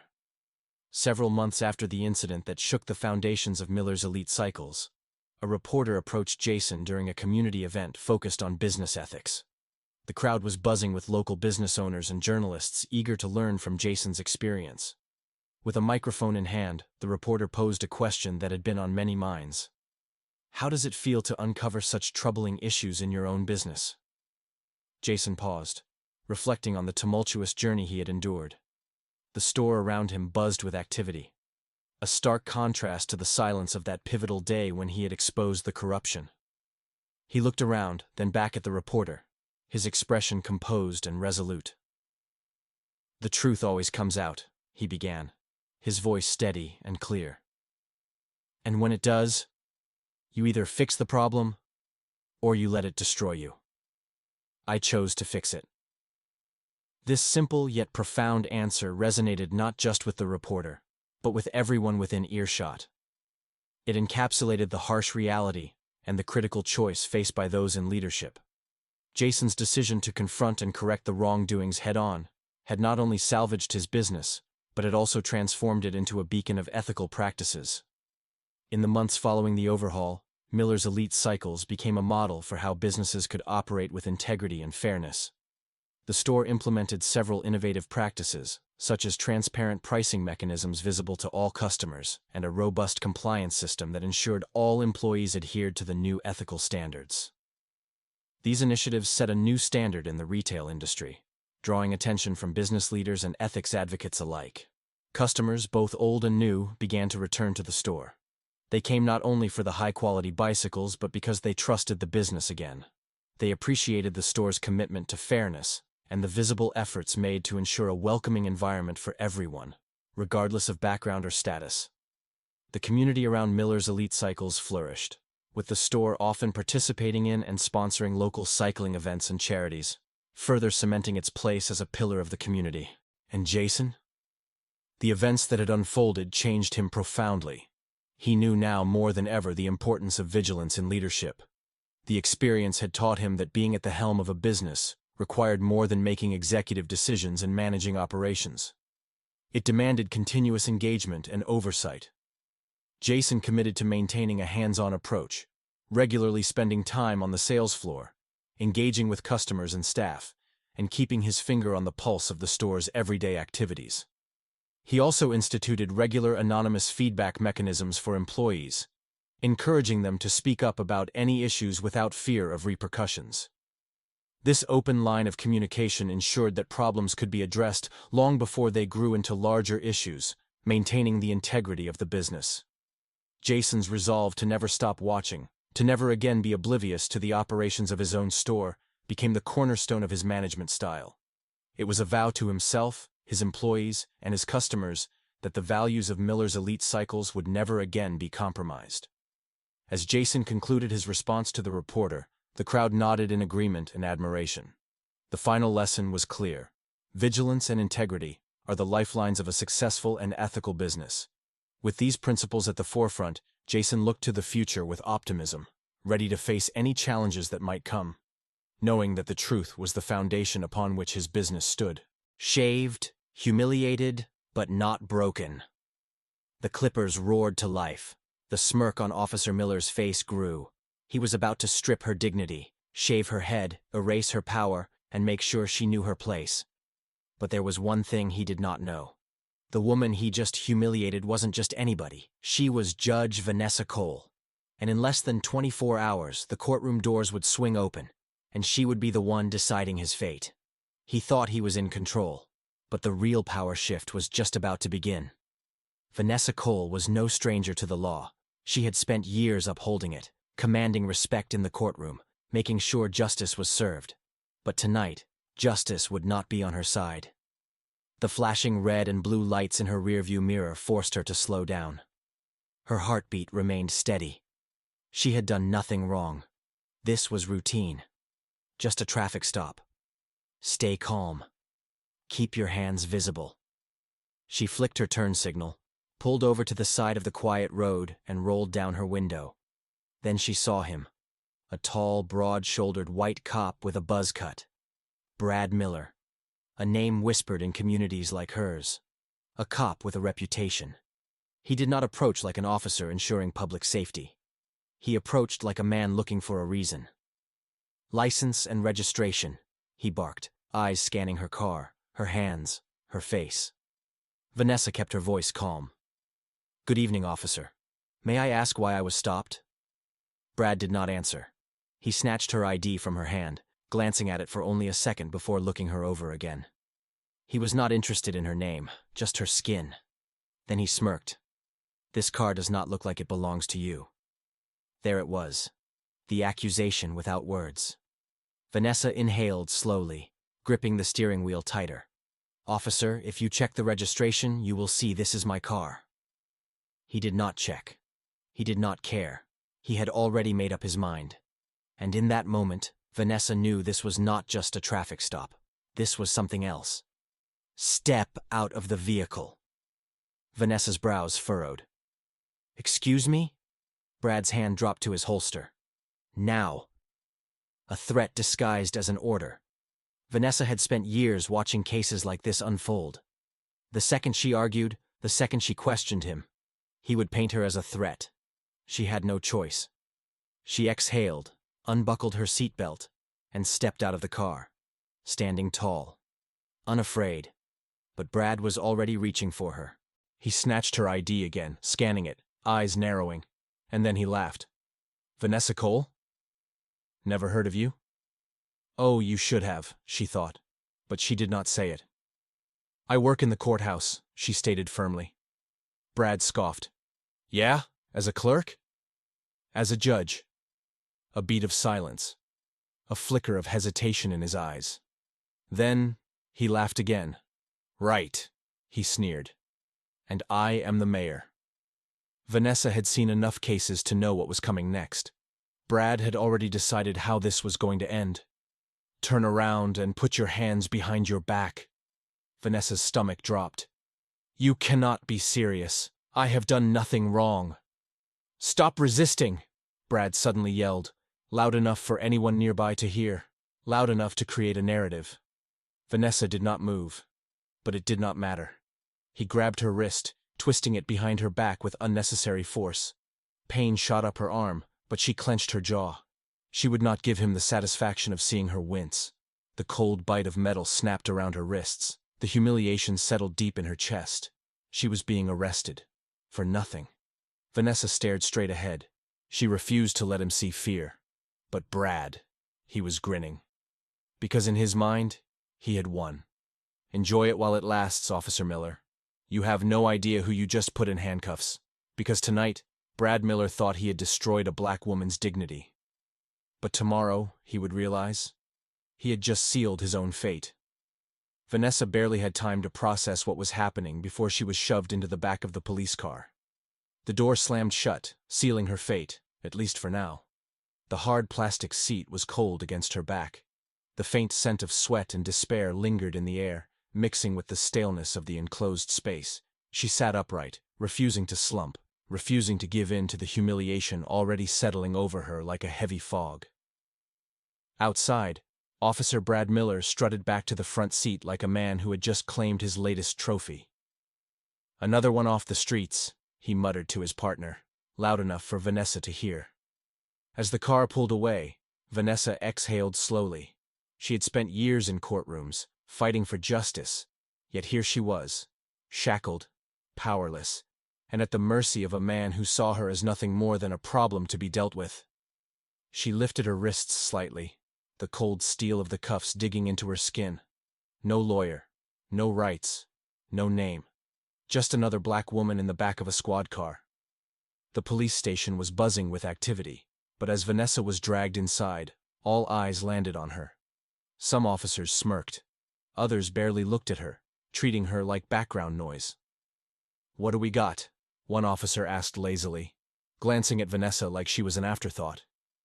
Shoplifting, Brad answered with a smirk, and resisting. A blatant lie. But in here, his word was law. Vanessa's jaw clenched, but she stayed silent. She had seen this game before. If she reacted, she was hostile. If she protested, she was uncooperative. Silence was her only defense. Brad led her toward processing, his grip on her arm unnecessarily tight. So, you are a judge? He mused, his voice thick with condescension. Vanessa kept her head high. She would not give him the satisfaction of looking small. I am. Brad chuckled, shaking his head. Well, sweetheart, not tonight. He pushed her forward, making her stumble slightly. The room erupted in quiet laughter. They thought this was funny. Vanessa pressed her lips together, swallowing the heat rising in her chest. Let them laugh. They would not be laughing for long. Brad grabbed a clipboard and started checking off boxes. Standard procedure, he said casually. Empty your pockets. Remove your jewelry. Hands behind your back. Vanessa followed each order mechanically, knowing resistance would only make things worse. Then, just as she thought the worst was over, Brad smirked. Oh, one more thing. Vanessa glanced up, already knowing she would not like what came next. We have rules about hygiene in here, Brad continued, tapping the clipboard. Cannot have lice running wild, you know. The room went quiet. Vanessa's stomach turned. She had heard of this before. An old, degrading practice. A tactic used to strip dignity from inmates, especially women. I will pass, she said evenly. Brad chuckled. Not how this works, sweetheart. You do not have a choice. He turned to a female officer nearby. Escort her to processing. The woman hesitated. Just for a second. Just long enough for Vanessa to see the flicker of doubt in her eyes. But then, as if remembering her place, the officer nodded. This way. Vanessa clenched her jaw. She had fought for people in situations like this. Defended their dignity, argued against abuses of power, and now she was the one being stripped of hers. The room was small, dimly lit, suffocating. In the center stood a chair. Next to it, a table lined with clippers. A male officer stood beside them, testing the blade against his gloved hand. Sit. Vanessa did not move. She would not make this easy for them. Brad's smirk widened. I am serious, Judge. We do not make exceptions, not even for so-called judges. Vanessa inhaled slowly. She knew the law inside and out. She knew this was wrong. But in this moment she was powerless. The station, the officers, the system, they were all against her. She sat. The clippers buzzed to life. The sound was loud, menacing. A weapon in the hands of a man who wanted to break her. She kept her expression blank as the blade met her scalp. Strands of her hair, her curls, her pride, fell to the floor in clumps, each one a silent symbol of the cruelty inflicted upon her. Brad folded his arms, watching with sick satisfaction. There, he said smugly. Now you look how you should. But Vanessa refused to react. She would not give him what he wanted. Instead, she met his gaze with quiet defiance. This was not the end. This was just the beginning. The cold metal bars clanked open. On your feet. Vanessa Cole lifted her head, blinking against the harsh fluorescent light as an officer stood outside her cell. She had not slept. Not because she was afraid, but because she refused to close her eyes in a place meant to break her. The moment she had been waiting for was here. The trial. Her own trial. The irony burned in her chest. The hallway leading to the courtroom was filled with officers. They did not see Judge Vanessa Cole. They saw a prisoner. She was in an orange jumpsuit now. Her head, once crowned with thick curls, was bare, but her dignity, untouched. Officer Brad Miller walked alongside her, his smirk never leaving his face. Not so powerful now, are you? He whispered. She said nothing. Because he did not know what was coming. The heavy courtroom doors swung open. Every eye turned to Vanessa. Whispers immediately spread. Wait, is that... That cannot be...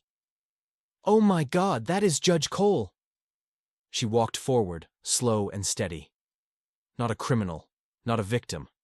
A woman reclaiming her power. The bailiff, a man who had worked in this courtroom for decades, took a sharp breath. He knew exactly who she was. His gaze darted to the judge's bench, then back to Vanessa.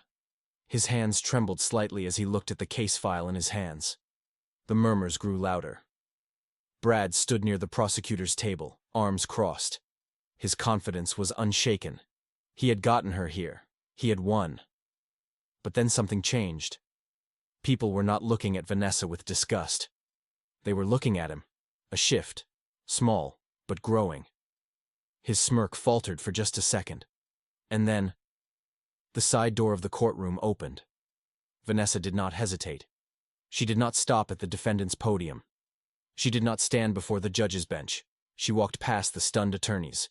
She walked past the prosecutor, the bailiff, the officers who had humiliated her, past Brad Miller. The entire courtroom watched in disbelief. Vanessa stepped up to the judge's bench. She sat down, where she belonged. The silence was deafening. Gasps echoed. The prosecutor's face turned pale. The officers froze. Then, one voice broke the tension. The bailiff, clearing his throat, his voice laced with awe and deep regret. All rise for Judge Vanessa Cole. The room obeyed, even Officer Miller. Brad Miller had never known fear. Until now. His arms, once confidently crossed, fell to his sides. His smirk vanished. He took a step back, because in that moment, he knew he was not in control anymore. He never had been. Vanessa adjusted her robe, the very same robe she had worn for years while presiding over cases like this. But today, she was more than a judge. She was living proof of the corruption Brad thought he could get away with. Vanessa met his eyes. His jaw clenched. She could see it. The realization. The panic. The fear. He had humiliated her, stripped her of her dignity, and now he stood before her, powerless. "Call the next case," she commanded, her voice unwavering. The courtroom erupted. The courtroom was dead silent. No one dared to move. The gavel had not even struck, but the verdict was already clear. Vanessa Cole was not a prisoner. She was not a defendant. She was the judge. And Officer Brad Miller was the one on trial. Miller had spent his career controlling people, commanding fear, owning every room he walked into. But now, he felt small. For the first time in his life, the power was no longer in his hands. It belonged to the black woman he had tried to break. He stared at Vanessa, his arrogance crumbling. She sat tall on the bench, her posture regal, her expression unreadable. She was in control now, and he knew it. She picked up a thick case file. The weight of it felt heavy in her hands. Inside was everything. Surveillance footage of the arrest. Video evidence of Miller forcibly shaving her head. A pattern of racial profiling, abuse, and fabricated reports. The kind of evidence that ends careers. That puts corrupt cops behind bars. "Officer Miller," she said, her voice steady. "It appears we have some unfinished business." Miller's throat bobbed as he swallowed. The confidence drained from his face. His hands, once so casually folded across his chest, clenched into fists. The courtroom watched in stunned silence. Some attorneys whispered amongst themselves, unable to believe what they were witnessing.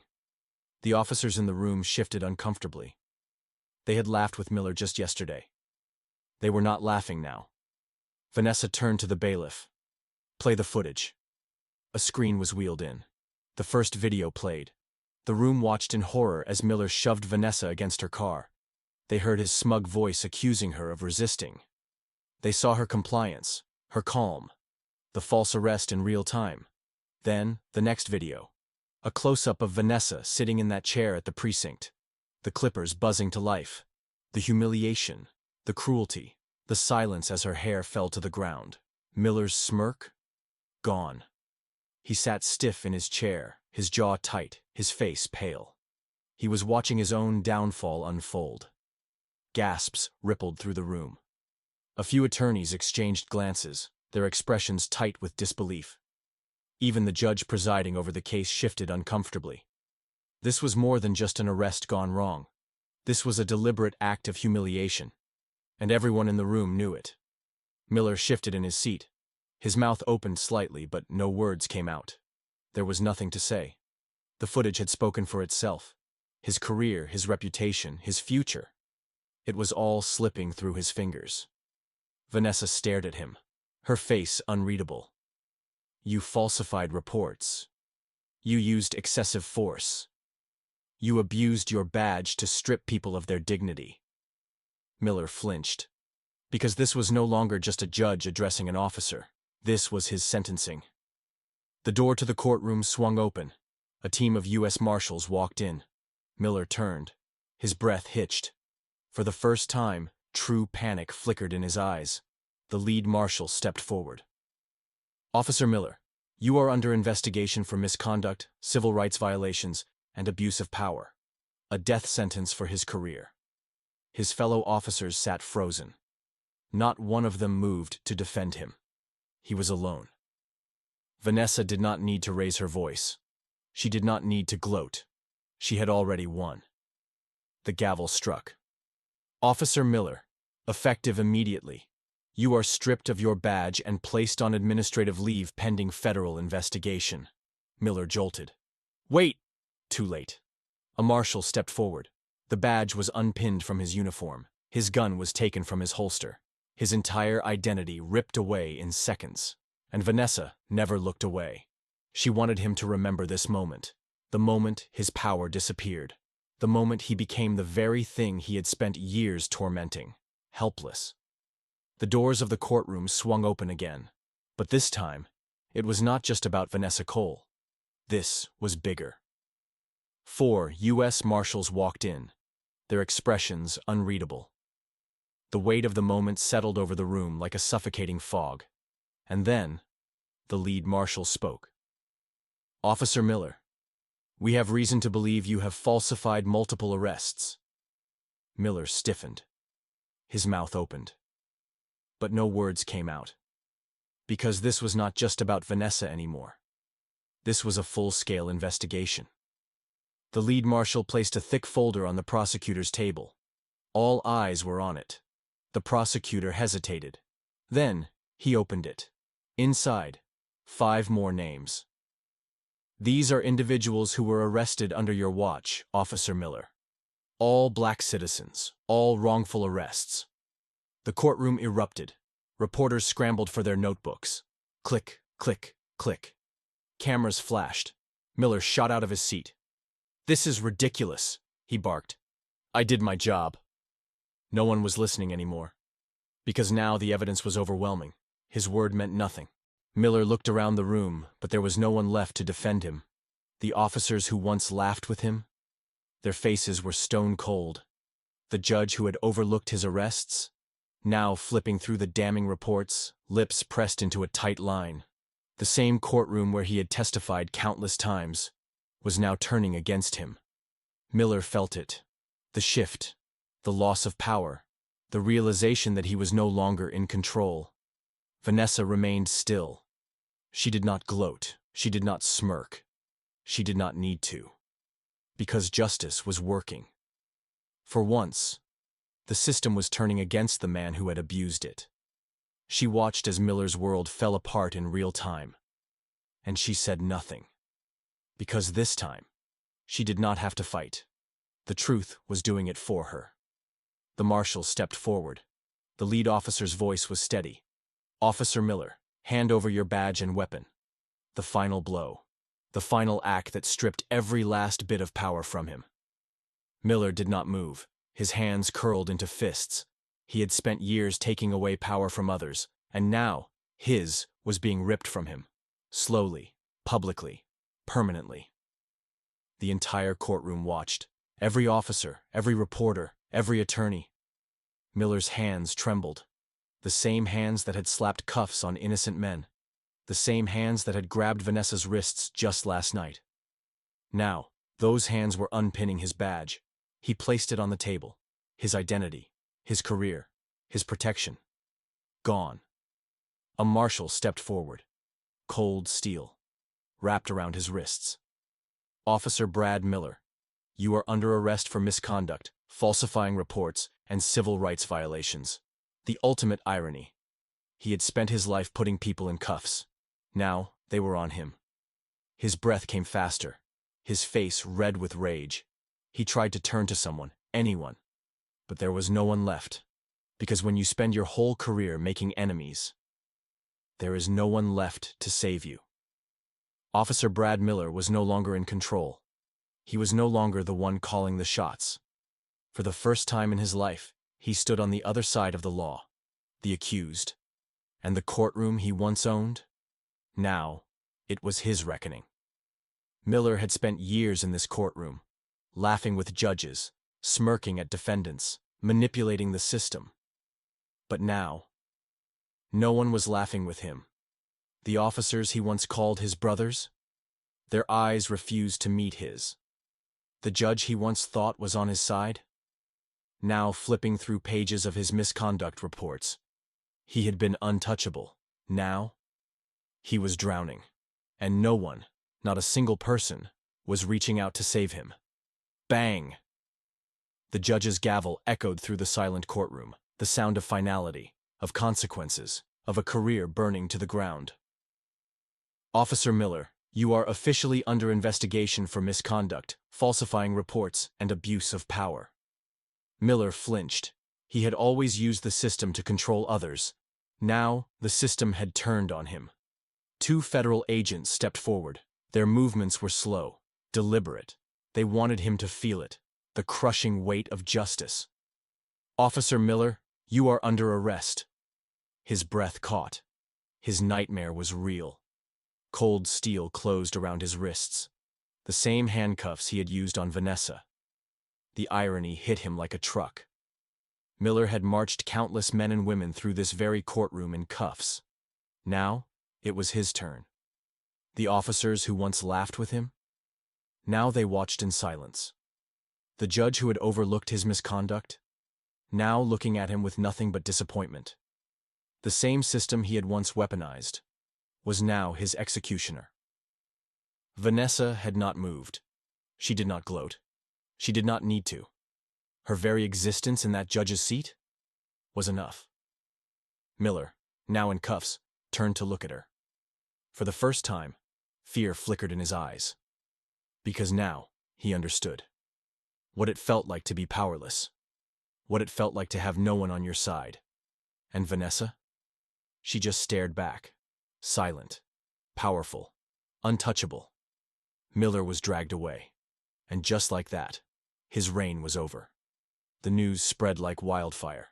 Every major channel, every social media platform, every headline was screaming the same thing. A sitting judge was unlawfully arrested and humiliated by one of the city's own officers. The footage of Vanessa Cole in handcuffs, her head being forcibly shaved, and Officer Brad Miller's smug face was played over and over again. A judge was targeted. If this can happen to her, how many others have suffered in silence? The question echoed across the country, fueling a movement that had been long overdue. Outside the courthouse, crowds gathered in protest. Signs were held high. Chants of "Justice for Vanessa" rang through the air. What started as outrage over one officer's abuse of power had become a rallying cry for change. People were demanding accountability, not just for Brad Miller, but for an entire system that had allowed him to operate unchecked for years. The police department scrambled to respond. The commissioner, once dismissive of complaints against Miller, was now forced to hold a press conference. Cameras flashed as he took the podium, his face tight with discomfort. "We take these allegations seriously," he said, his voice lacking conviction. "An internal review is underway." No one believed him. Inside the department, panic spread. Officers who had once laughed at Miller's actions were now deleting emails, distancing themselves, erasing whatever evidence they could. No one wanted to be next. The blue wall of silence had cracks running through it, and those cracks were widening fast. Vanessa, who had once been paraded through the station like a criminal, now stood in front of a microphone as reporters eagerly pushed forward for a statement. She did not hold back. "I was humiliated, but I refuse to be a victim," she declared. "This is not just about me. This is about every innocent black man and woman who has been falsely accused, mistreated, and ignored. We demand justice, we demand reform, and we will not stop until we get it." Her voice carried through the air, reaching the thousands who had gathered. She was no longer just a judge. She was a symbol. The investigation into the precinct deepened. Files were pulled. Arrest records were reviewed. And one by one, cases began to crumble. Wrongfully convicted men and women were released. Stories of falsified reports, planted evidence, and coerced confessions surfaced. The truth was no longer hidden in the shadows. It was out in the open, and it could not be ignored. Brad Miller was not the only officer with blood on his hands. He was just the beginning.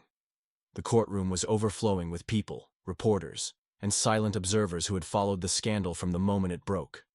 But today, they were not here to see Brad Miller smirk in confidence. They were here to watch him fall. He sat at the defendant's table, dressed in an orange jumpsuit, the very same uniform he had forced so many others to wear. His once arrogant posture was now stiff, his hands gripping the edges of the table as if it was the only thing keeping him upright. One by one, his former victims took the stand. A black father who had been falsely accused of resisting arrest, beaten, and locked up for 2 years without cause. A young man who had been framed for possession after Miller planted evidence during a traffic stop. A woman who had lost custody of her child because Miller had falsified her arrest record. Their voices rang through the courtroom, each testimony painting a clearer picture of the man who once sat untouchable in his uniform. The man who had built his career on lies, violence, and unchecked power. And now, there was no one left to protect him. His fellow officers did not sit behind him for support. They had abandoned him. The judge he once relied on to overlook his misconduct was now uninterested in saving him. The department he had served had scrubbed his name from its records as if he had never existed. And presiding over it all was Vanessa Cole. She sat tall in her seat, dressed in her black robes, looking down at the man who had tried to break her. But there was no smugness in her expression, no gloating, no need for revenge, just justice. "Former Officer Miller," she said, her voice steady, echoing through the room. "You have spent years abusing your authority. You have destroyed lives, humiliated the innocent, and acted with impunity. But today, you answer for your crimes." His face had lost all color, his fingers curled into fists. He knew there was no escape. The gavel struck once. The courtroom held its breath. Sentenced to 10 years in federal prison. Gasps filled the air. A few reporters scrambled to take notes, but most simply sat there in stunned silence. Because for the first time, justice had been served. Miller's body slumped. His breathing was heavy, uneven. His life, his career, his power was gone. Vanessa watched as federal agents stepped forward, gripping his arms as they prepared to take him away. The same way he had dragged innocent people from their lives, from their families. His eyes lifted toward Vanessa one last time, but there was no defiance left, no arrogance, only fear. Because now he knew what it felt like to be powerless. And Vanessa? She simply picked up the next case file, because for her, this was not the end. It was just the beginning. The courtroom doors swung open, and Brad Miller was led away in handcuffs. The same man who had once paraded around this very courthouse as if he owned it, now reduced to nothing. His badge, his uniform, his power, all gone. The weight of his downfall hung in the air, undeniable, irreversible. His head remained low, his once confident stride replaced by the slow, reluctant steps of a man who finally understood what it meant to be powerless. Every camera, every reporter, every set of eyes in that room was locked onto him. The man who had built his career on cruelty was now at the mercy of the very system he had weaponized for years. Vanessa Cole sat on the bench, watching the scene unfold. But this was never about just her.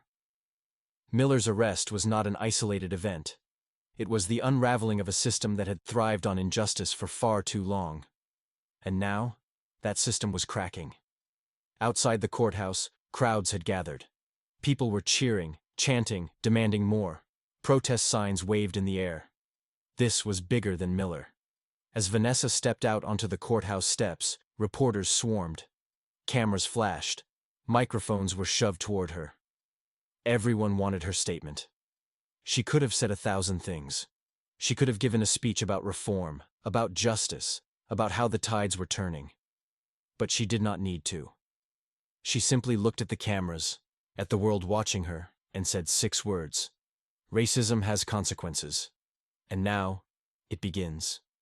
Then she turned and walked away, more powerful than ever. Dorian had heard it all before. The whispers, the smirks. The so-called golden boys of Richmond High thought they had him figured out. A quiet new black kid, easy to push around. But what they did not know was that Dorian had spent years training, years controlling himself. And when Bryce Tanner shoved him one time too many, the lesson came fast, brutal, and unforgettable. Because Dorian was not just another new kid, he was a fighter. And today, they would learn that the hard way. The bus ride stretched on for hours, the world outside shifting from the familiar buzz of city streets to the slow, controlled order of the suburbs. The roads were cleaner, the houses bigger, the silence heavier. Dorian leaned against the cool glass of the window, watching as everything changed. His mother had called it a fresh start. His uncle had called it something else. Do not let them decide who you are before you get the chance to show them. Dorian did not respond when his uncle told him that. He already knew the truth. A fresh start was impossible when you looked like him. As the bus pulled up to Richmond High, the first thing he noticed was how different it was from his last school. The buildings were newer, the students dressed in expensive-looking clothes, and the parking lot was filled with gleaming cars, mostly trucks, mostly with lifted suspensions. He could already feel the weight of the stairs before he even stepped off. The second his sneakers hit the pavement, the shift was obvious. Conversations slowed. A few students glanced his way, then looked away quickly, as if they had not just been watching. He adjusted the strap of his backpack and kept walking. He did not need to hear what they were thinking. He already knew. Inside the school, the halls were filled with students, but none of them acknowledged him. Not directly. They looked from the corners of their eyes, whispered as he passed. A teacher handing out schedules at the front office forced a polite smile as he approached. "Dorian Carter?" He nodded. "We are so happy to have you here at Richmond High." She was lying. He had seen that smile before. It was the kind people used when they were trying too hard to look comfortable, like they were afraid of saying the wrong thing. She handed him his schedule, rattling off directions to his first class. "If you need anything, do not hesitate to ask." He nodded again. He would not be asking. As he moved through the hallways, the feeling of being watched settled deep under his skin. The quiet pauses in conversation, the subtle shifts in body language. He caught all of it. He was used to it. The first few classes passed without much issue. Teachers introduced him as our new student, their voices just a little too cheerful, their smiles too tight. Some students were curious. A few nodded at him. Others simply ignored him. By lunchtime, though, things had changed. He stepped into the cafeteria, tray in hand, scanning the room for an open seat. Most tables were already full, packed with tight-knit groups, locked in conversations. No one looked his way, not directly. But as he moved past, he caught the glances, the whispering, the small smirks exchanged between students. He spotted an empty seat near a guy who was too busy scrolling through his phone to care. It was not ideal, but it would do.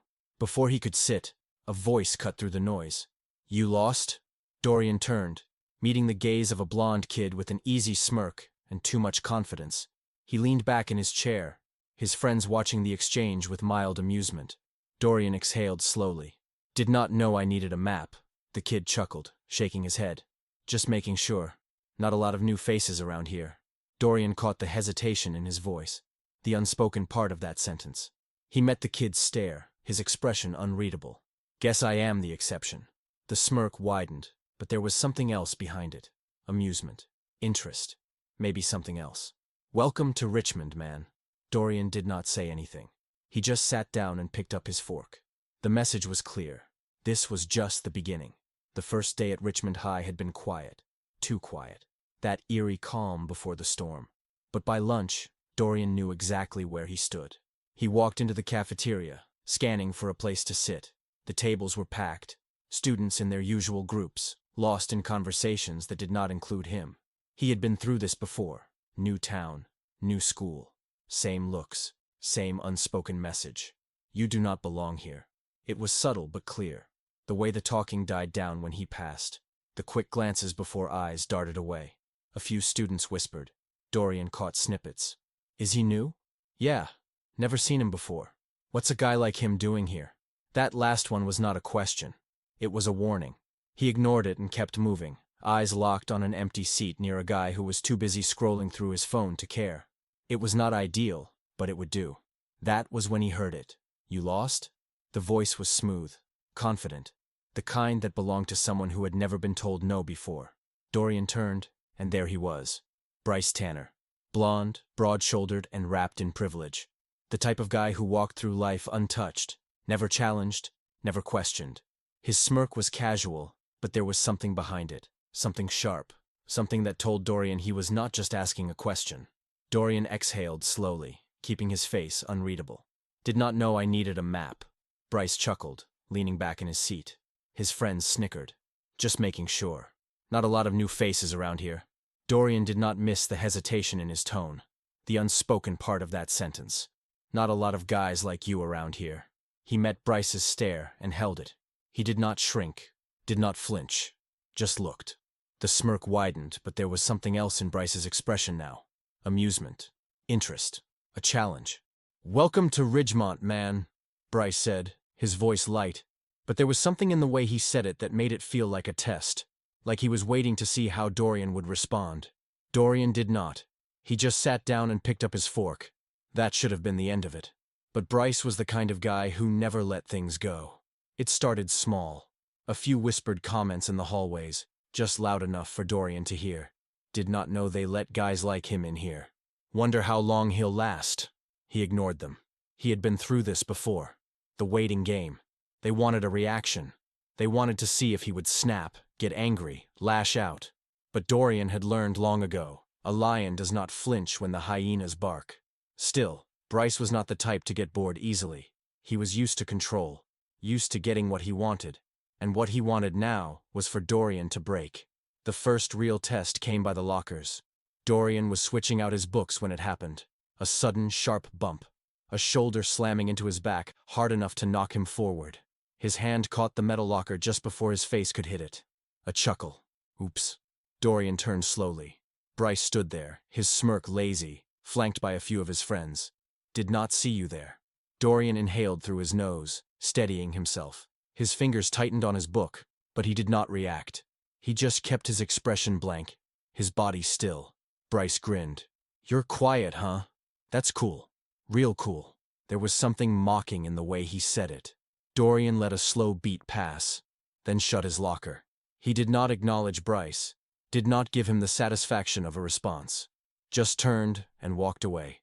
Behind him, Bryce let out a low chuckle. "Catch you later, new guy." Dorian heard the laughter as he walked down the hall, the background noise of a game he had no interest in playing. But Bryce was not done yet. The second time was in the cafeteria. Dorian was heading toward the trash cans when a foot shot out in front of him. It was not subtle. It was not an accident. He barely caught himself before he could fall, his tray clattering onto the counter. A wave of laughter followed. Bryce held up his hands in mock innocence. "Relax, man. It was a joke." Dorian did not look at him, did not say a word, just stepped over Bryce's foot and kept walking. The laughter grew louder. "Too easy," someone muttered. Dorian clenched his jaw, but he kept moving. His uncle's voice echoed in his head. "Walk away. Keep your hands in your pockets. Do not give them what they want." So he let it go. But Bryce was still not done. The third time? The third time, Bryce made sure it was not just a joke. It was after school. Most of the students had already left. The parking lot half empty. Dorian had just finished up in the library, taking his time before heading home. He barely stepped outside before, smack, something hit his back. Hard. His body jolted forward, his balance nearly breaking. Laughter. He turned slowly. Bryce stood there, flanked by Nick, Kyle, and a few other guys whose names did not matter. Bryce still held his drink cup, the last few drops dripping from his fingers. "Damn. My bad," Bryce said, not even pretending to sound sorry. Dorian glanced down. His hoodie was splattered with soda. Ice cubes scattered at his feet. Silence stretched between them. Other students lingering in the lot had stopped to watch. Dorian inhaled through his nose. "Steady." Bryce smirked. "Come on, man. Say something." Dorian did not. He just started to walk past him. And that was when Bryce shoved him. It was not playful. It was not just a joke. It was forceful, deliberate, a challenge. Dorian stumbled back a step. His breath was calm. His fingers flexed at his sides. Bryce laughed. "What? You scared?" Nick stepped forward, grinning. "Nah, man. He's just soft." Dorian took one last deep breath. Then, without a word, he set down his backpack. Bryce raised an eyebrow. "Oh, You got something to say now? Dorian did not answer. He just rolled his shoulders back. Bryce chuckled. Man, you... That was as far as he got. Dorian moved.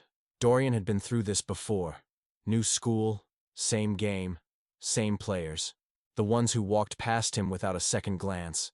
The ones who stared a second too long before looking away. The ones who whispered just loud enough for him to hear. And then there were the ones like Bryce Tanner. The predators. Bryce was not just another high school bully. He was privileged, protected, powerful. The kind of guy who had always been at the top, untouchable, unchallenged. And that meant Dorian was a problem. Bryce thrived on control. He was used to people playing by his rules. And right now, Dorian was not playing along. It started with a nudge. Not just a casual brush of shoulders. This was intentional, deliberate. Dorian had been at his locker between classes, swapping out books, when he felt it. A hard slam against his side. His shoulder crashed into metal, the impact sending a sharp jolt through his ribs. The lockers rattled. Laughter. Oops, Bryce said, all mock innocence, stepping back like it had been an accident. Dorian exhaled slowly. He could feel the weight of every stare in the hallway. He could hear the snickers. He could taste the tension. He turned his head, looked at Bryce. Not angry, not flustered. Just looked. Bryce smirked. Did not see you there, man. Dorian did not take the bait. He shut his locker, did not react, did not flinch, just walked away. And that was when he heard it. The one thing Bryce could not stand. Silence. No fear. No frustration. No reaction. Nothing. Bryce frowned slightly. But before he could say anything, one of his friends chuckled. You see that? Too easy. Bryce laughed. But it was forced. Dorian kept walking. His uncle's voice echoed in his head. A lion does not flinch when the hyenas bark. But hyenas do not stop barking. The next move came at lunch. Dorian had just grabbed his tray, scanning for an open seat, when he heard it. Heads up, new guy. A foot shot out in front of him. Dorian caught himself just before he could fall, his body jerking forward, the tray rattling in his hands. Laughter. Not just from Bryce, but from the table behind him. Dorian let out a slow breath. Steady. Controlled. He did not look at Bryce. Did not give him the reaction he wanted. He just stepped over Bryce's foot and kept walking. The laughter behind him got louder. Man. Come on, Bryce said, his voice dripping with amusement. It was a joke. Dorian ignored him. Bryce leaned back in his chair, watching as Dorian sat down at a table across the cafeteria. He was frustrated. He was used to easy targets. And Dorian? Dorian was not easy. By the time the last bell rang, the tension was thick. Dorian could feel it like a storm on the horizon. It was not over. Not yet. Because Bryce was the kind of guy who only had one setting. Push harder. Dorian had just stepped outside when he heard it. Hey, new guy. His entire body went still. He did not need to turn to know who it was. The voices. The tone. The energy. Bryce. Nick. Kyle. A few others. A pack. Dorian exhaled through his nose, steadying himself. Then, smack. Something slammed into his back. Hard. His body jolted forward, his breath catching. A soda cup bounced onto the pavement, ice cubes scattering around his feet. Laughter. Slow. Mocking. Dorian turned. Bryce stood there, holding the empty cup, the last few drops dripping from his fingers. Damn. My bad, Bryce said, grinning. Did not see you there. Silence. More students had stopped to watch. Some lingered near their cars. Some pretended not to be watching but absolutely were. Dorian looked down at his hoodie. Soda. Sticky. Soaking into the fabric. His jaw tightened, but his face remained calm. He was not going to play their game. He turned, walking past Bryce. That should have been the end of it. But Bryce was not done. A shove. Not hard enough to knock him over, but hard enough to make a statement. A challenge. Dorian stumbled back a step, caught himself. Every part of him screamed to react. But he did not. Bryce laughed. What? You scared? Nick stepped forward, grinning. Nah, man. He is just soft. Dorian closed his eyes for a second. His uncle's voice echoed in his head. Do not give them what they want. But Bryce was not looking for a laugh anymore. He was looking for a fight. And Dorian? Dorian was done walking away. Slowly, he set down his backpack. Bryce raised an eyebrow. Oh, you got something to say now? Dorian did not answer. He just rolled his shoulders back. Bryce chuckled. Man, you... That was as far as he got. Dorian moved, a left feint, quick, sharp, just enough to make Bryce react. And then, a right hook, straight to the ribs. The sound was sickening. Bryce's breath shot out in a choked gasp. His body folded. But Dorian was not done. A pivot, an uppercut. Perfect form. Bryce's head snapped back, his legs gave out, and before he could even think about staying on his feet, he hit the pavement. Hard. Silence. Nick and the others stared, mouths open. Bryce groaned, rolling onto his side. Dorian stepped back, adjusting his hoodie, his breath steady, controlled. Then, finally, he spoke. "You done?"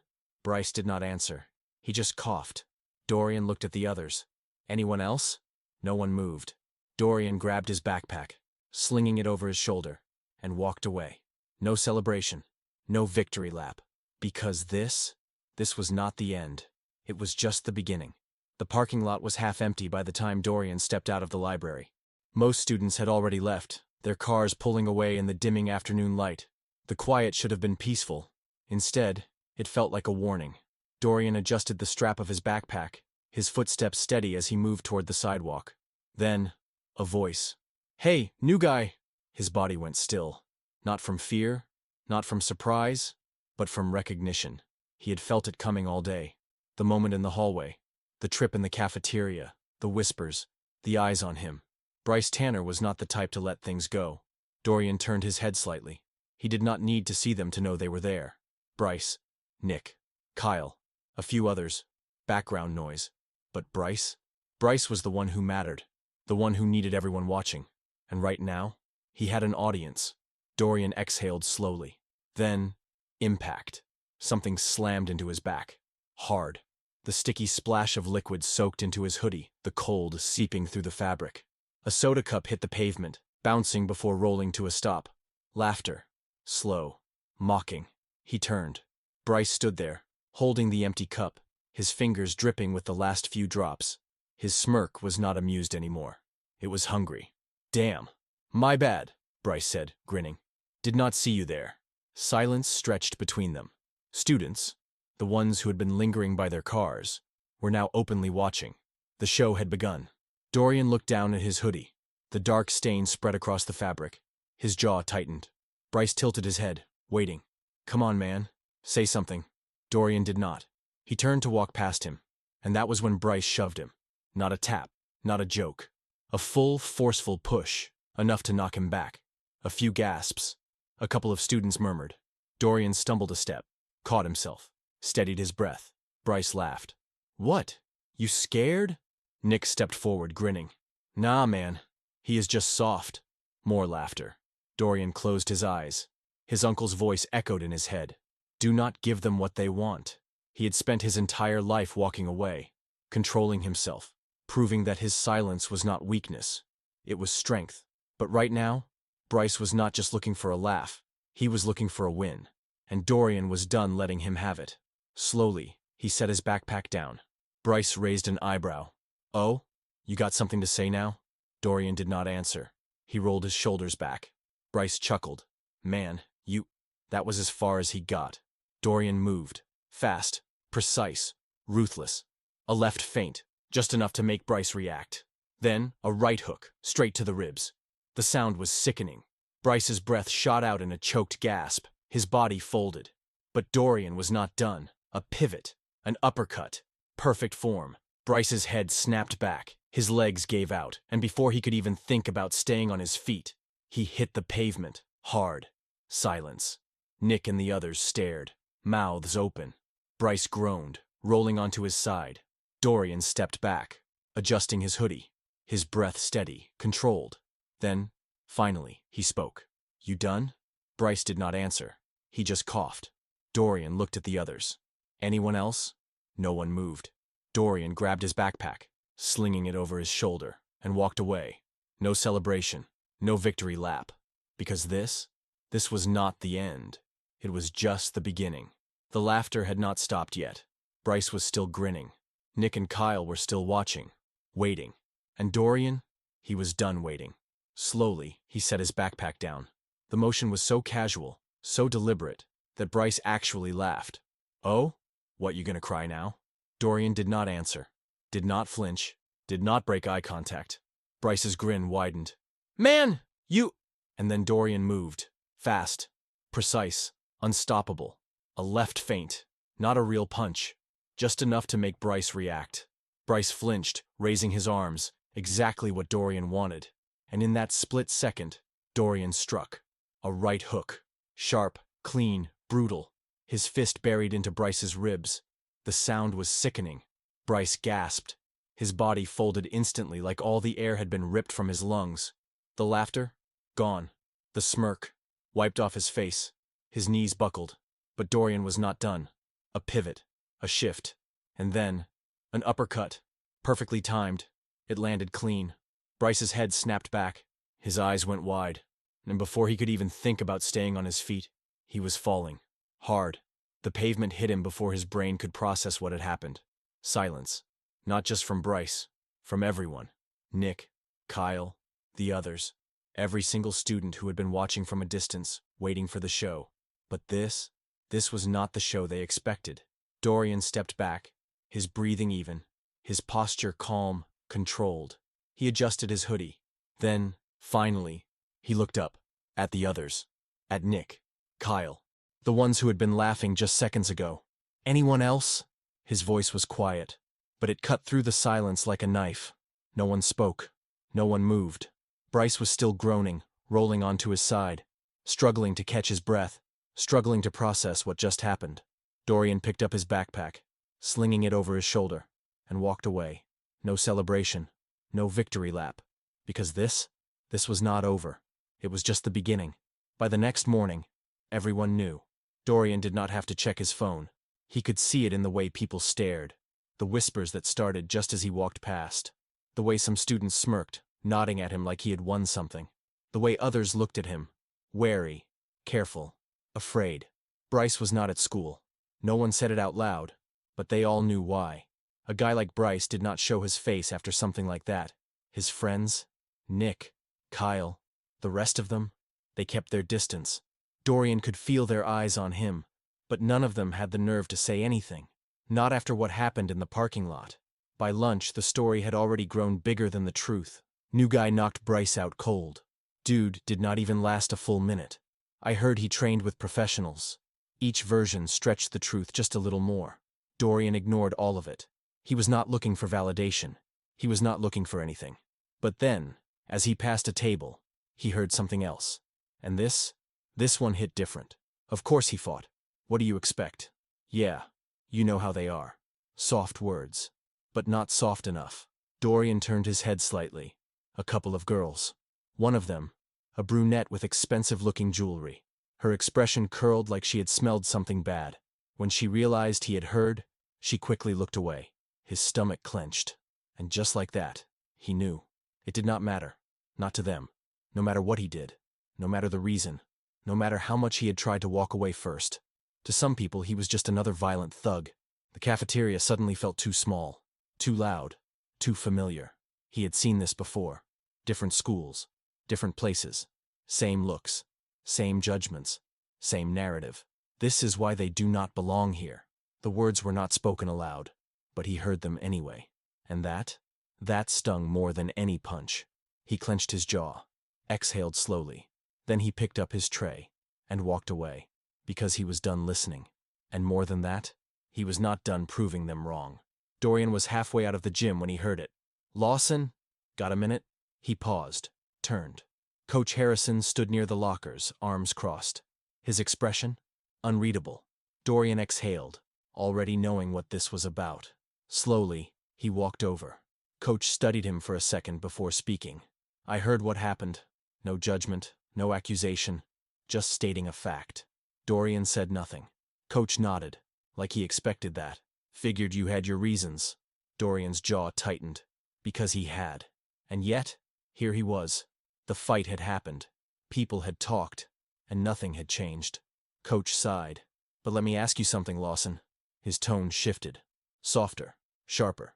"Did that fight change anything?" Dorian frowned, opened his mouth, then stopped. Because he knew the answer. Bryce? He would come back. If not tomorrow, next week. The cycle would repeat. A punch did not change mindsets, did not erase prejudice, did not fix what was broken. Coach tilted his head. See, that is the thing, Lawson. Guys like Bryce, they do not really lose. Not in a way that sticks. Dorian clenched his fists. Because Coach was right. Coach sighed. But you are different. Dorian exhaled. What are you saying? Coach nodded toward the wrestling mats. I have been asking the boxing coach to send me a few kids. You ever thought about putting all that skill to better use? Dorian blinked. Wrestling? Coach grinned. Look, I know you can handle yourself. That much is obvious. Dorian said nothing, because it was true. But there is a difference between winning a fight and learning how to own your power. Dorian's breath hitched. Because those words, they hit different. Coach sighed.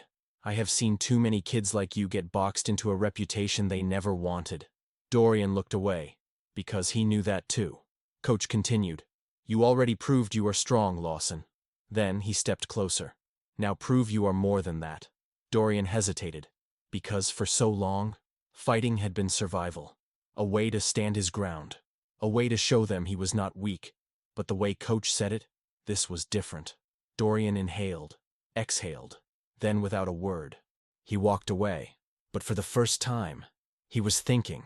Maybe, just maybe, fighting was about more than fists. Dorian sat on his bed, his back against the wall, staring at the worn-out boxing gloves on his desk. His uncle's gloves. The ones that had been with him since he was a kid. The ones that had saved him. His fingers traced the laces. He could still hear his uncle's voice. A lion does not flinch when the hyenas bark. He had lived by that lesson. But tonight, it felt different. His mind kept replaying the fight. The way Bryce's body had folded when the punch landed. The way everyone had stared at him the next day, half with respect, half with fear. And then, the whispers. Just another violent thug. That stuck deeper than any punch. Because it never changed. No matter what he did. No matter how much he controlled himself. No matter how many times he walked away. They had already decided who he was. Dorian exhaled, rubbing his temples. He had spent years fighting, not just with his fists, but with his presence, his very existence in places that did not want him. And for what? Would anything have been different if he had let Bryce win? Number. Because they would have found another way to make him the villain. But Coach's words echoed in his head. There is a difference between winning a fight and owning your power.